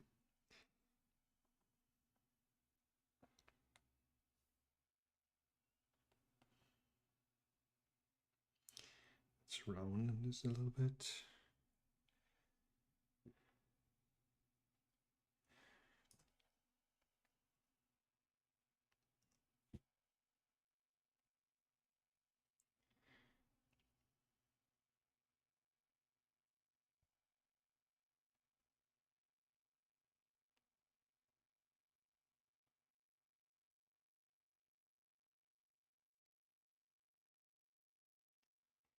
You also rotate a lot? Yeah. I think this is... We're a new generation of illustrators. I don't know. What I really hate about them, the rotating and zooming, is I like to record my drawings when I draw, just to capture the process. But it makes it unwatchable when you time-lapse it, when you zoom and rotate. And I love the function in Procreate that it captures like the canvas always as a whole with without the zoom and the rotation, although you do this. And I'm still trying to find out how this could be done with other programs.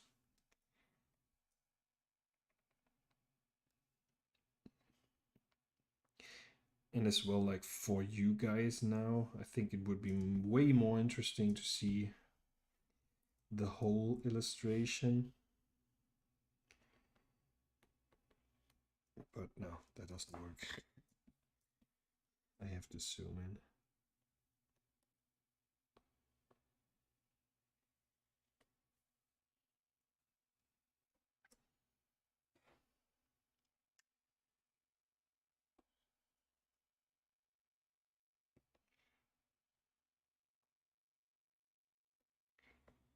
Do you draw exclusively digital, Jean, or do you also once in a while switch to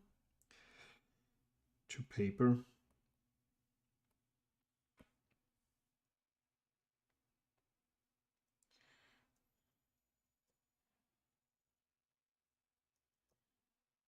I haven't drawn on paper for years, until,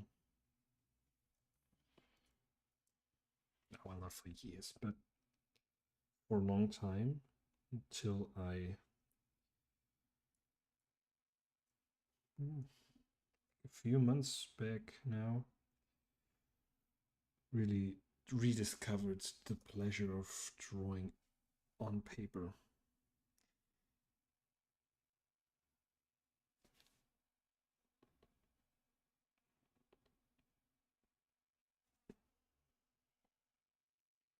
bring in here as well a little bit of a volume.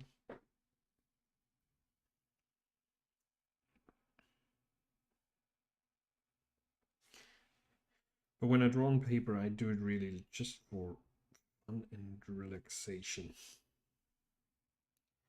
To get away from the screen, still be able to draw.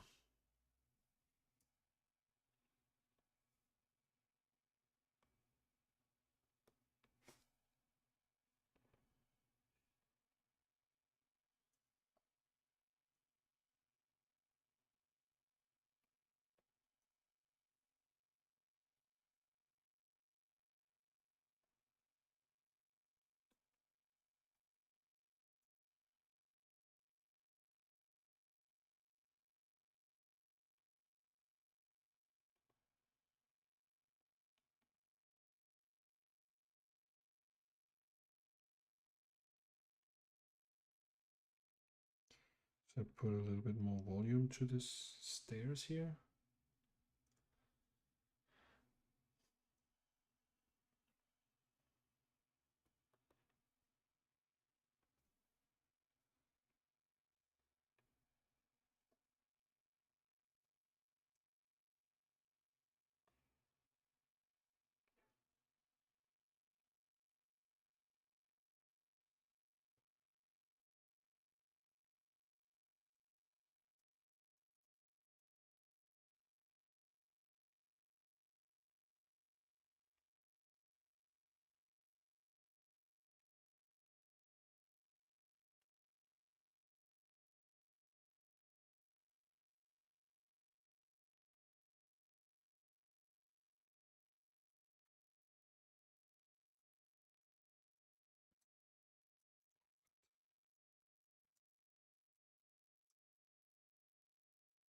Okay.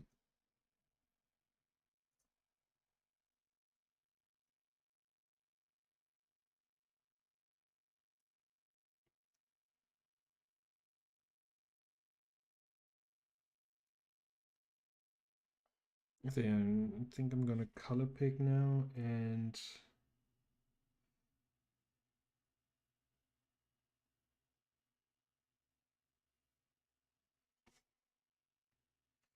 gonna go now with full colors, not gonna paint it, just to, oh yeah, just to get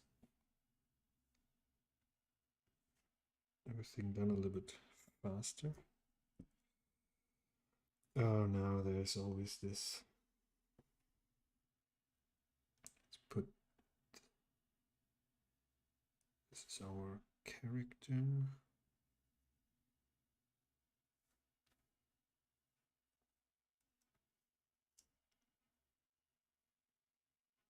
Now, where is the gap?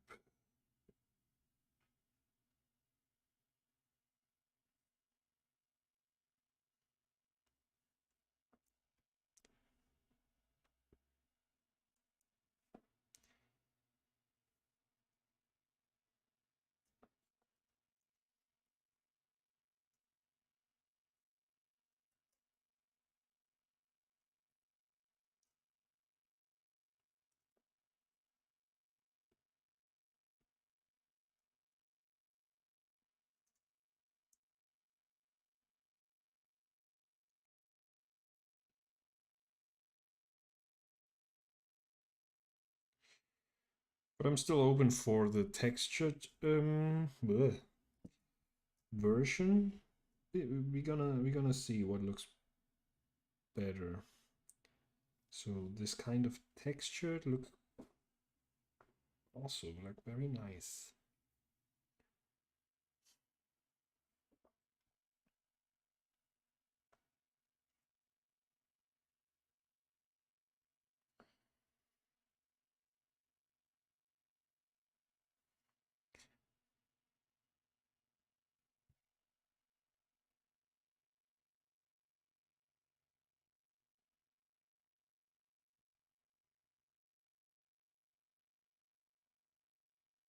Still haven't decided the color of his mustache.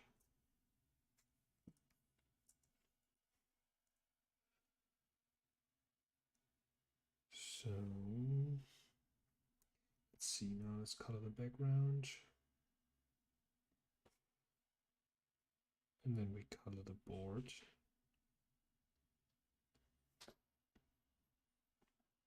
Okay. Just the current one. Okay.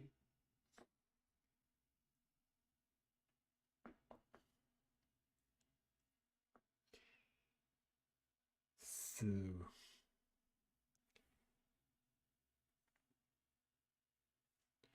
now I'm gonna draw in the tiles, and I think I'm I'm gonna let's do another layer. Try to keep it quite loose.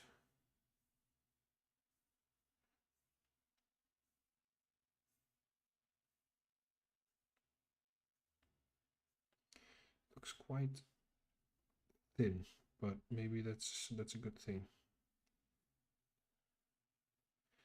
So they are not too present.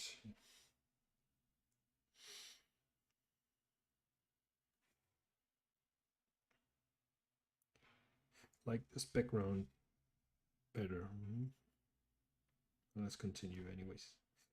Okay, now I take this one. I'm probably gonna get a little bit darker, and then I'm starting to color the board. Okay, I'm gonna take this one in consideration here. Damn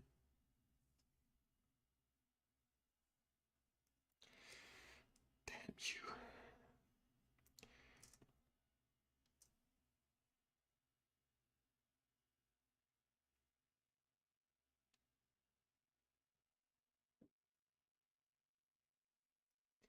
Okay, we have another one. Where's the other? Wasn't it closed yet? So let's see. I hate that. You have to look for the gaps to fill it. Oh, you.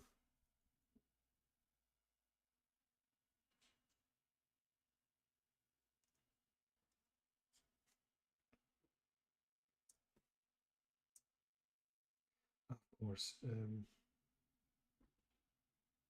No, but here we have our closed line, isn't it? I don't see any any more areas where we could have a gap. Let's close all the corners. Still.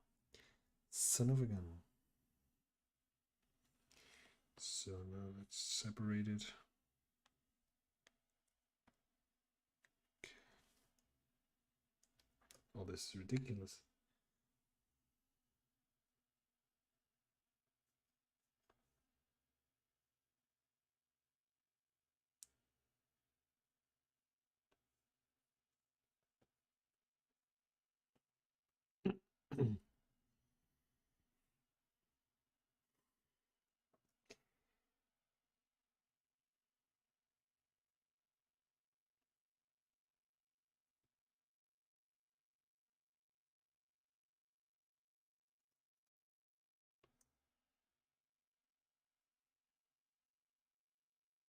Even more ridiculous that I continue drawing with a 0.01 pixel line. So, joke's on me, I suppose.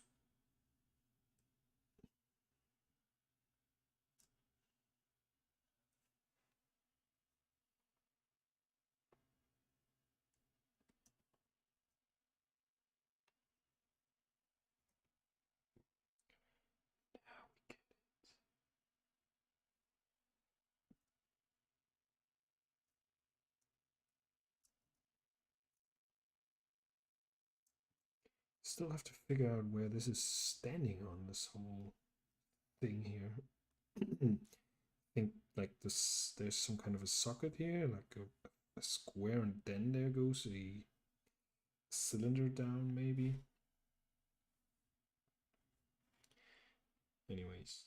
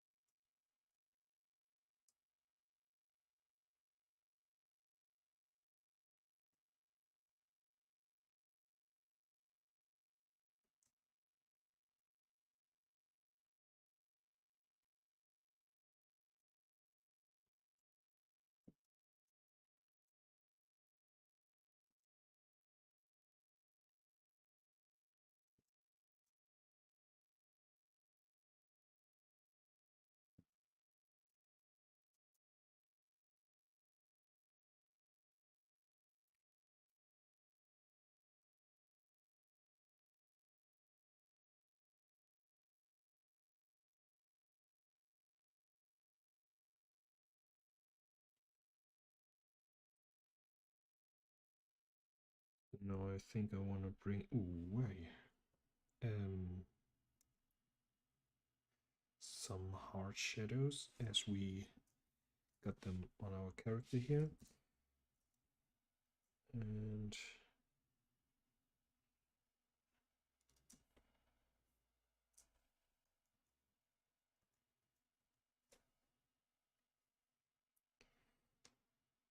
let's see.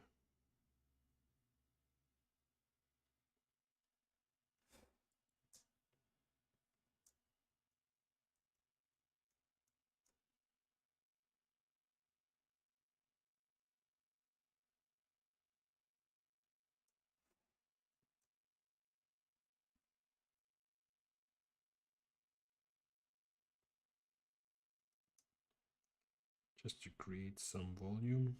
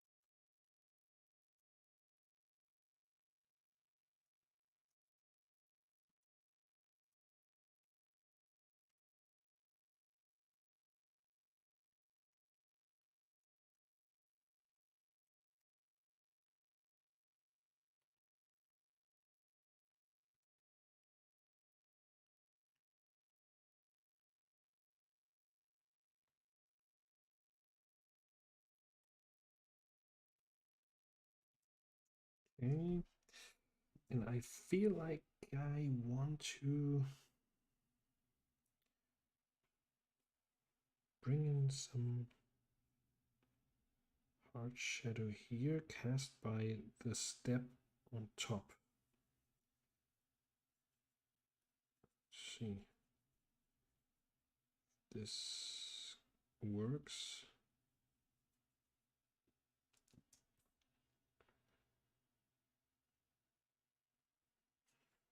I think it does.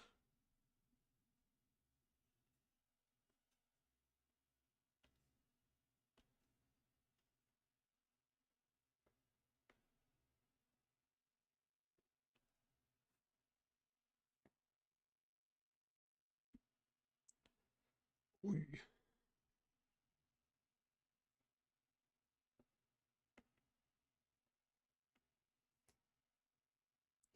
Okay.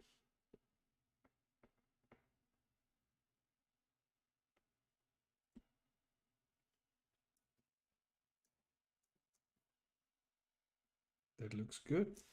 I like it.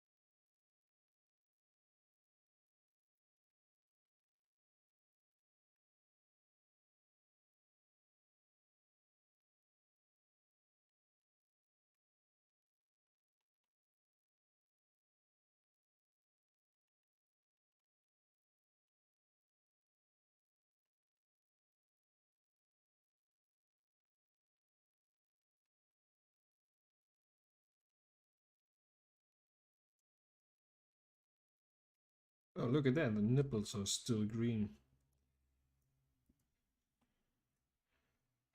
And I'm pretty sure that's something you never want to end up with green nipples, because I suppose it's a bad sign for whatever. But green nipples doesn't seem like something you want to have.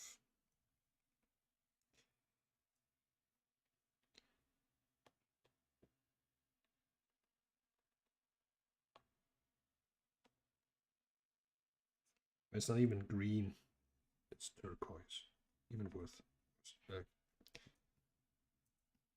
rotten nipples.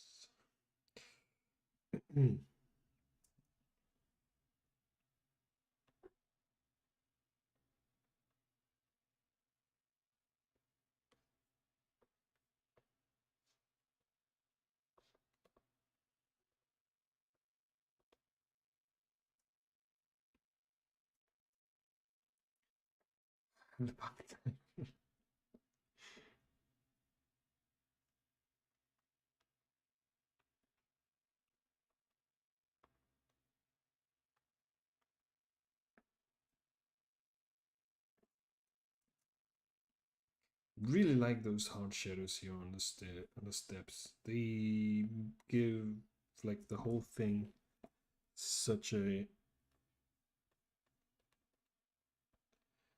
new level of perspective as it creates this volume and ties everything together. Now all these things I just drew in be the total pain when animating, and that's why illustration is sometimes a very cool medium, where you just put layer on layer on layer and detail after detail after detail, and you don't worry about animating it.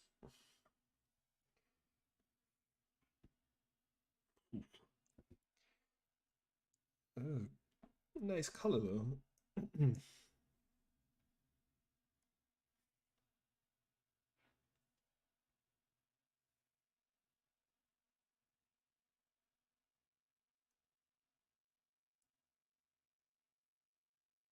I like this darkened, darker green and turquoise outline in contrast with the black one. I'm wondering if we could let's try to get the black one as well, more in the hue of the whole body, and then bring it. I don't know. Can I?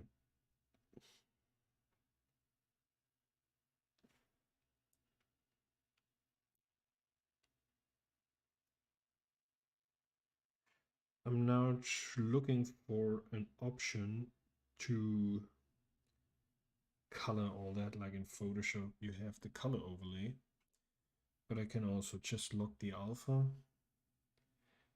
get this as high as possible, just draw on top of that. Looks a little bit weird. Let's get darker.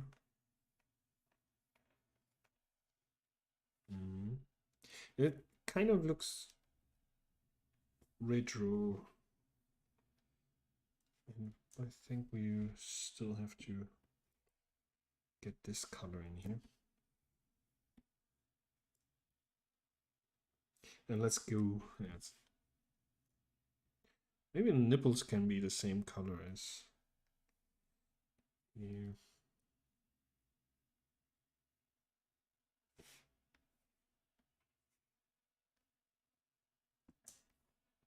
Now they pop.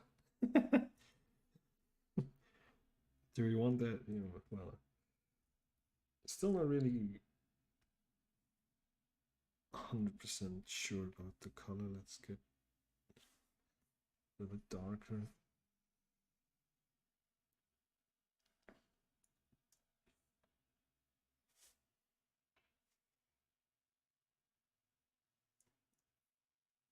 So now this is with the black. The only really difference that pops is the nipples. Hmm.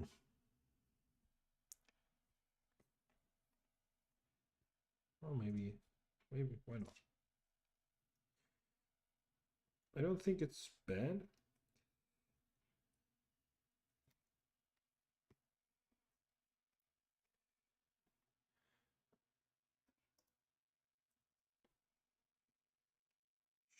Should get this shadow here.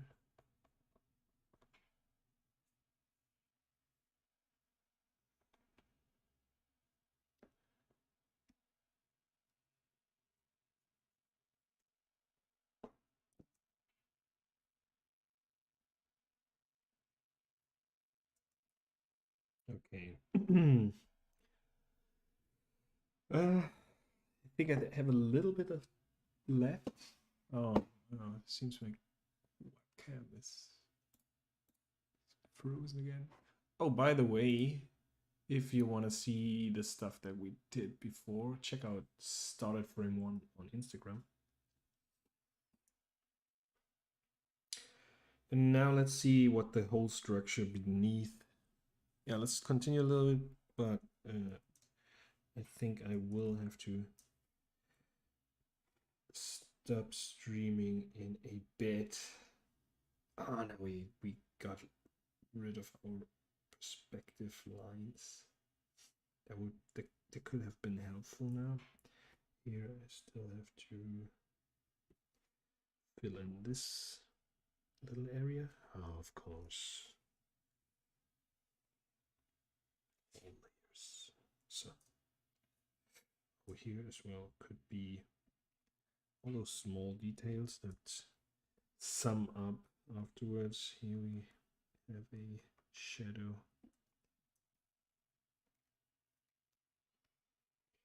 Okay, now I'm gonna draw on top. I can get a new layer. So now I just try to, let's improvise here a little bit.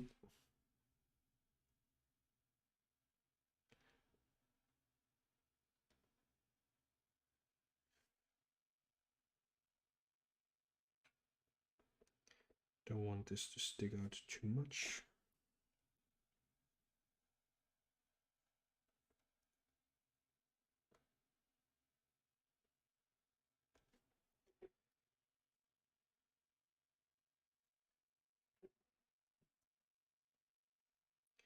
And then I probably just want to have a kind of a cylinder here.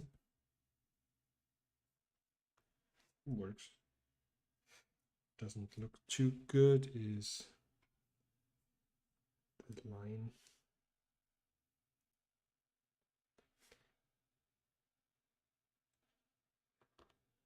So now this is going to give us quite some cool drop shadow here.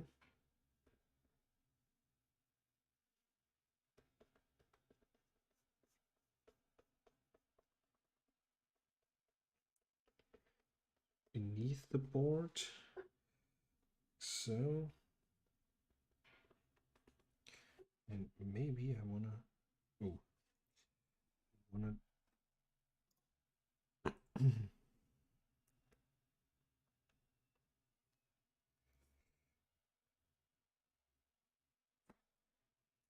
and we can as well put in a shadow on, let's see, what would make sense perspective wise, maybe.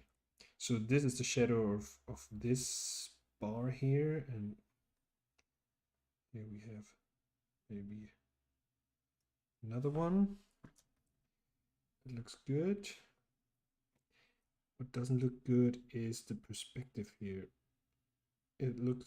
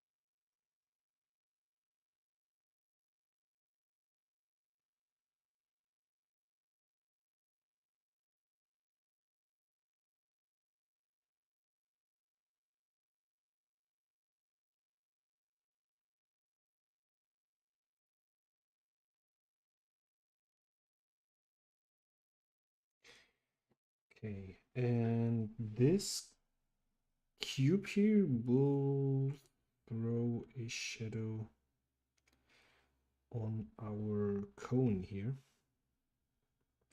Let's see how this is gonna look like. And then we will have a shadow for the actual board that comes out here. Theory. Let's see if it works.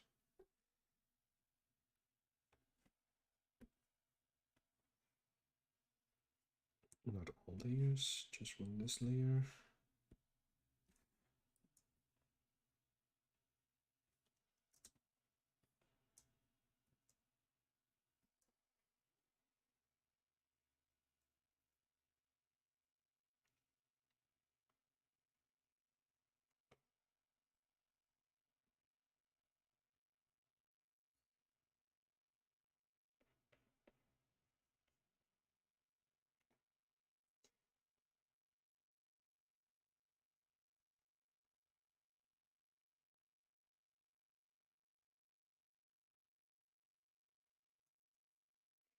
And I suppose the shadow of the how would that, like, would we continue the shadow of the letter here?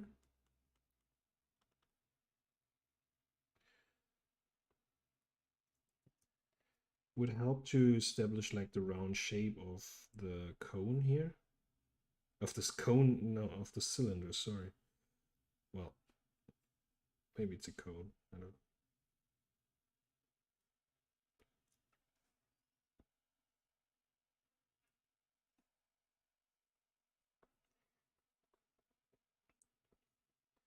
It's like very rough.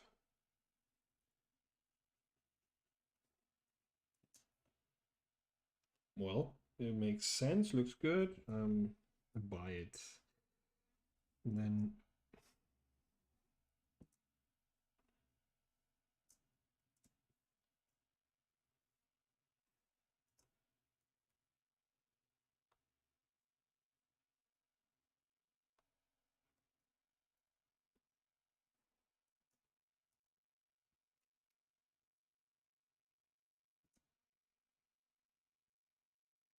now let's color that.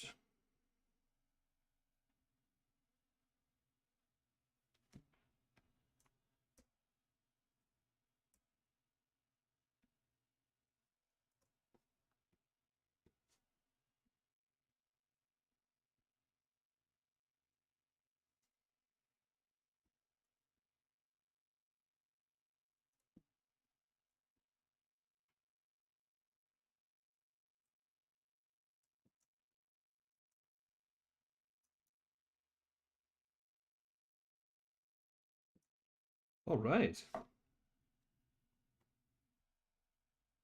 Not too bad. I still feel it's like this is super low, this rail.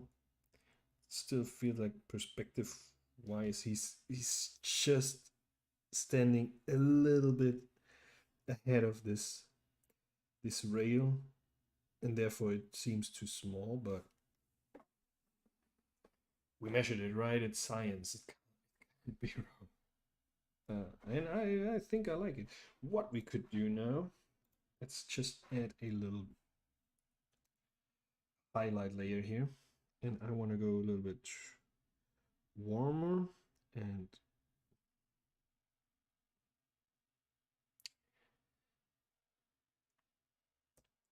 let's get a little bit.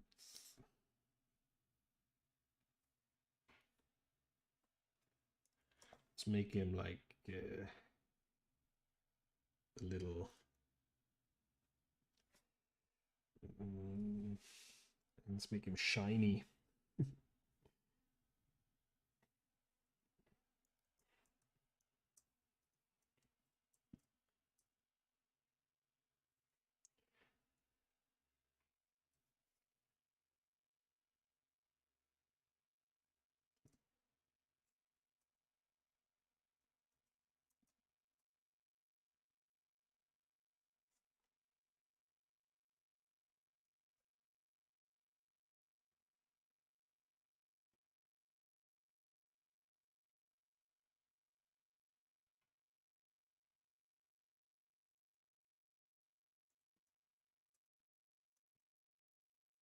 especially this bald head.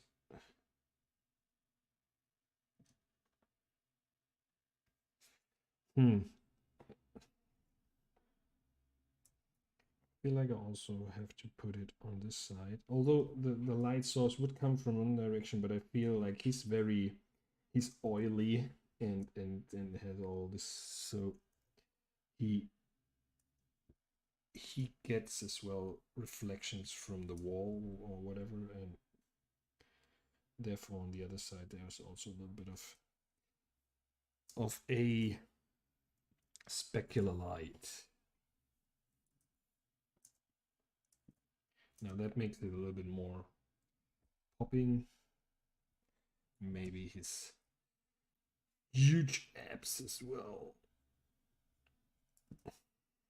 Oh yeah, look at that.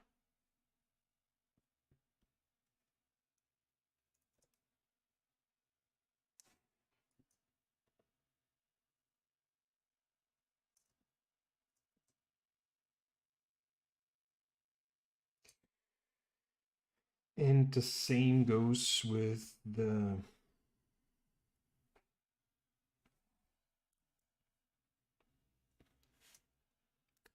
our, what do you call that? This is a trampoline board. Let's see.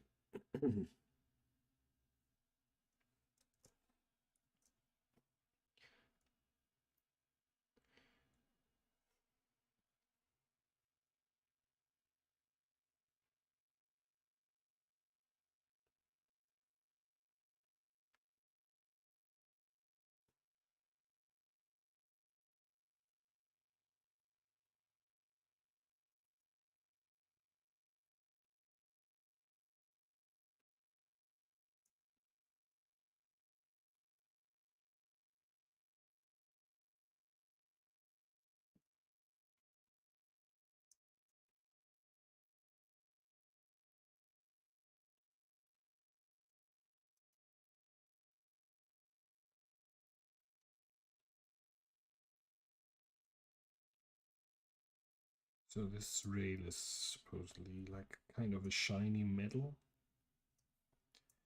Not a metal, metal.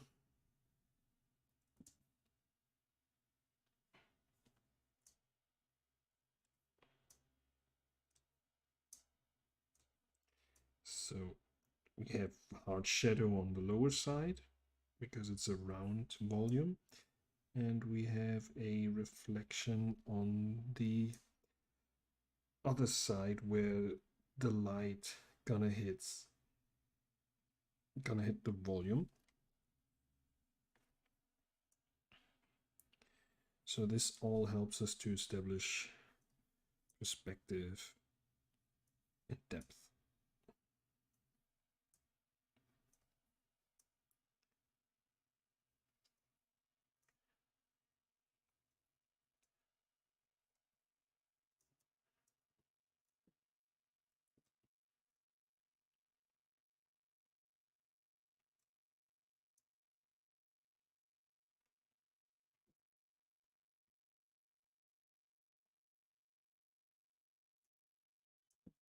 I think on the rail it works fine with this, well, at least this part here I'm not really happy with, because it just seems like we drew outside of the flat that we actually wanted to draw on.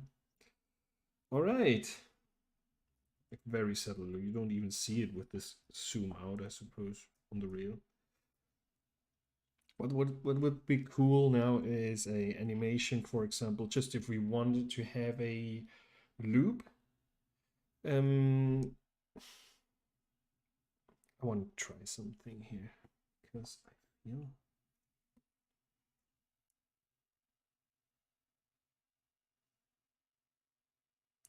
Okay, now I'm really happy that we put everything separate, because I want, like, just save that. I'm gonna save a copy of that. And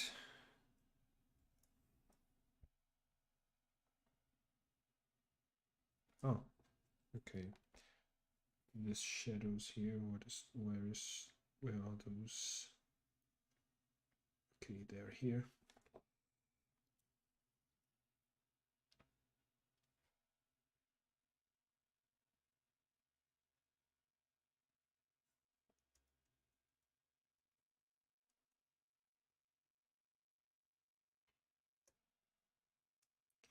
So what do you think? Bigger? What looks, this looks better with the perspective of the rail.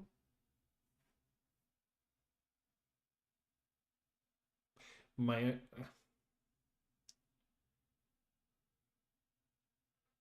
not.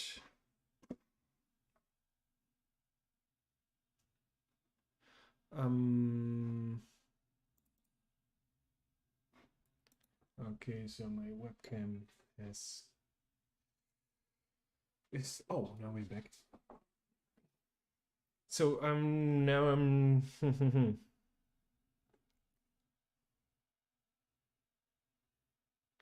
The thing is, now we would have space to make him jump, but kind of like it better when he's bigger. I don't know. Any opinion in the chat about his size?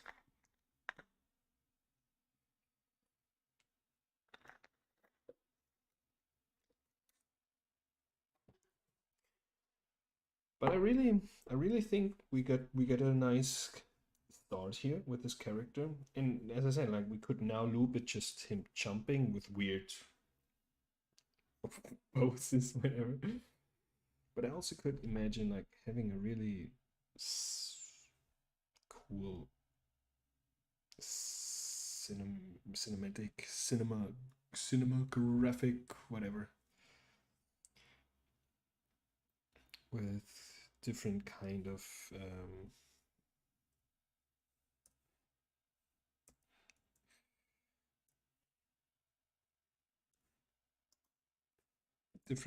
takes with different perspectives, like him grabbing the rail, then you see a close up on the feet, like they step up, maybe how he arrives at the very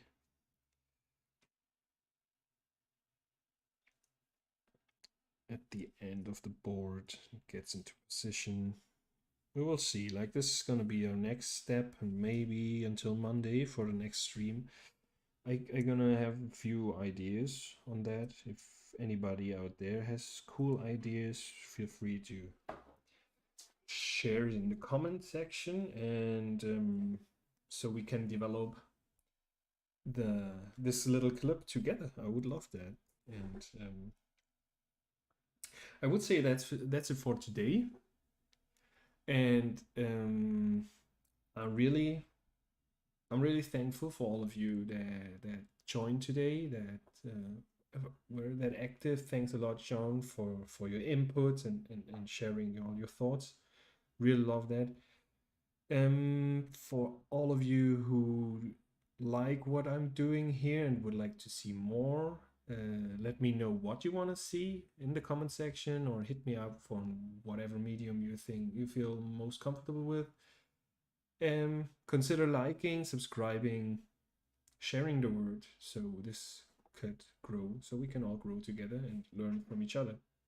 So thanks a lot, all of you. Have a wonderful weekend. Hopefully see you again on Monday. I'm going to be streaming again at 2 p.m. Central European time. And that's it for me. So see you around and have a good day. Bye-bye.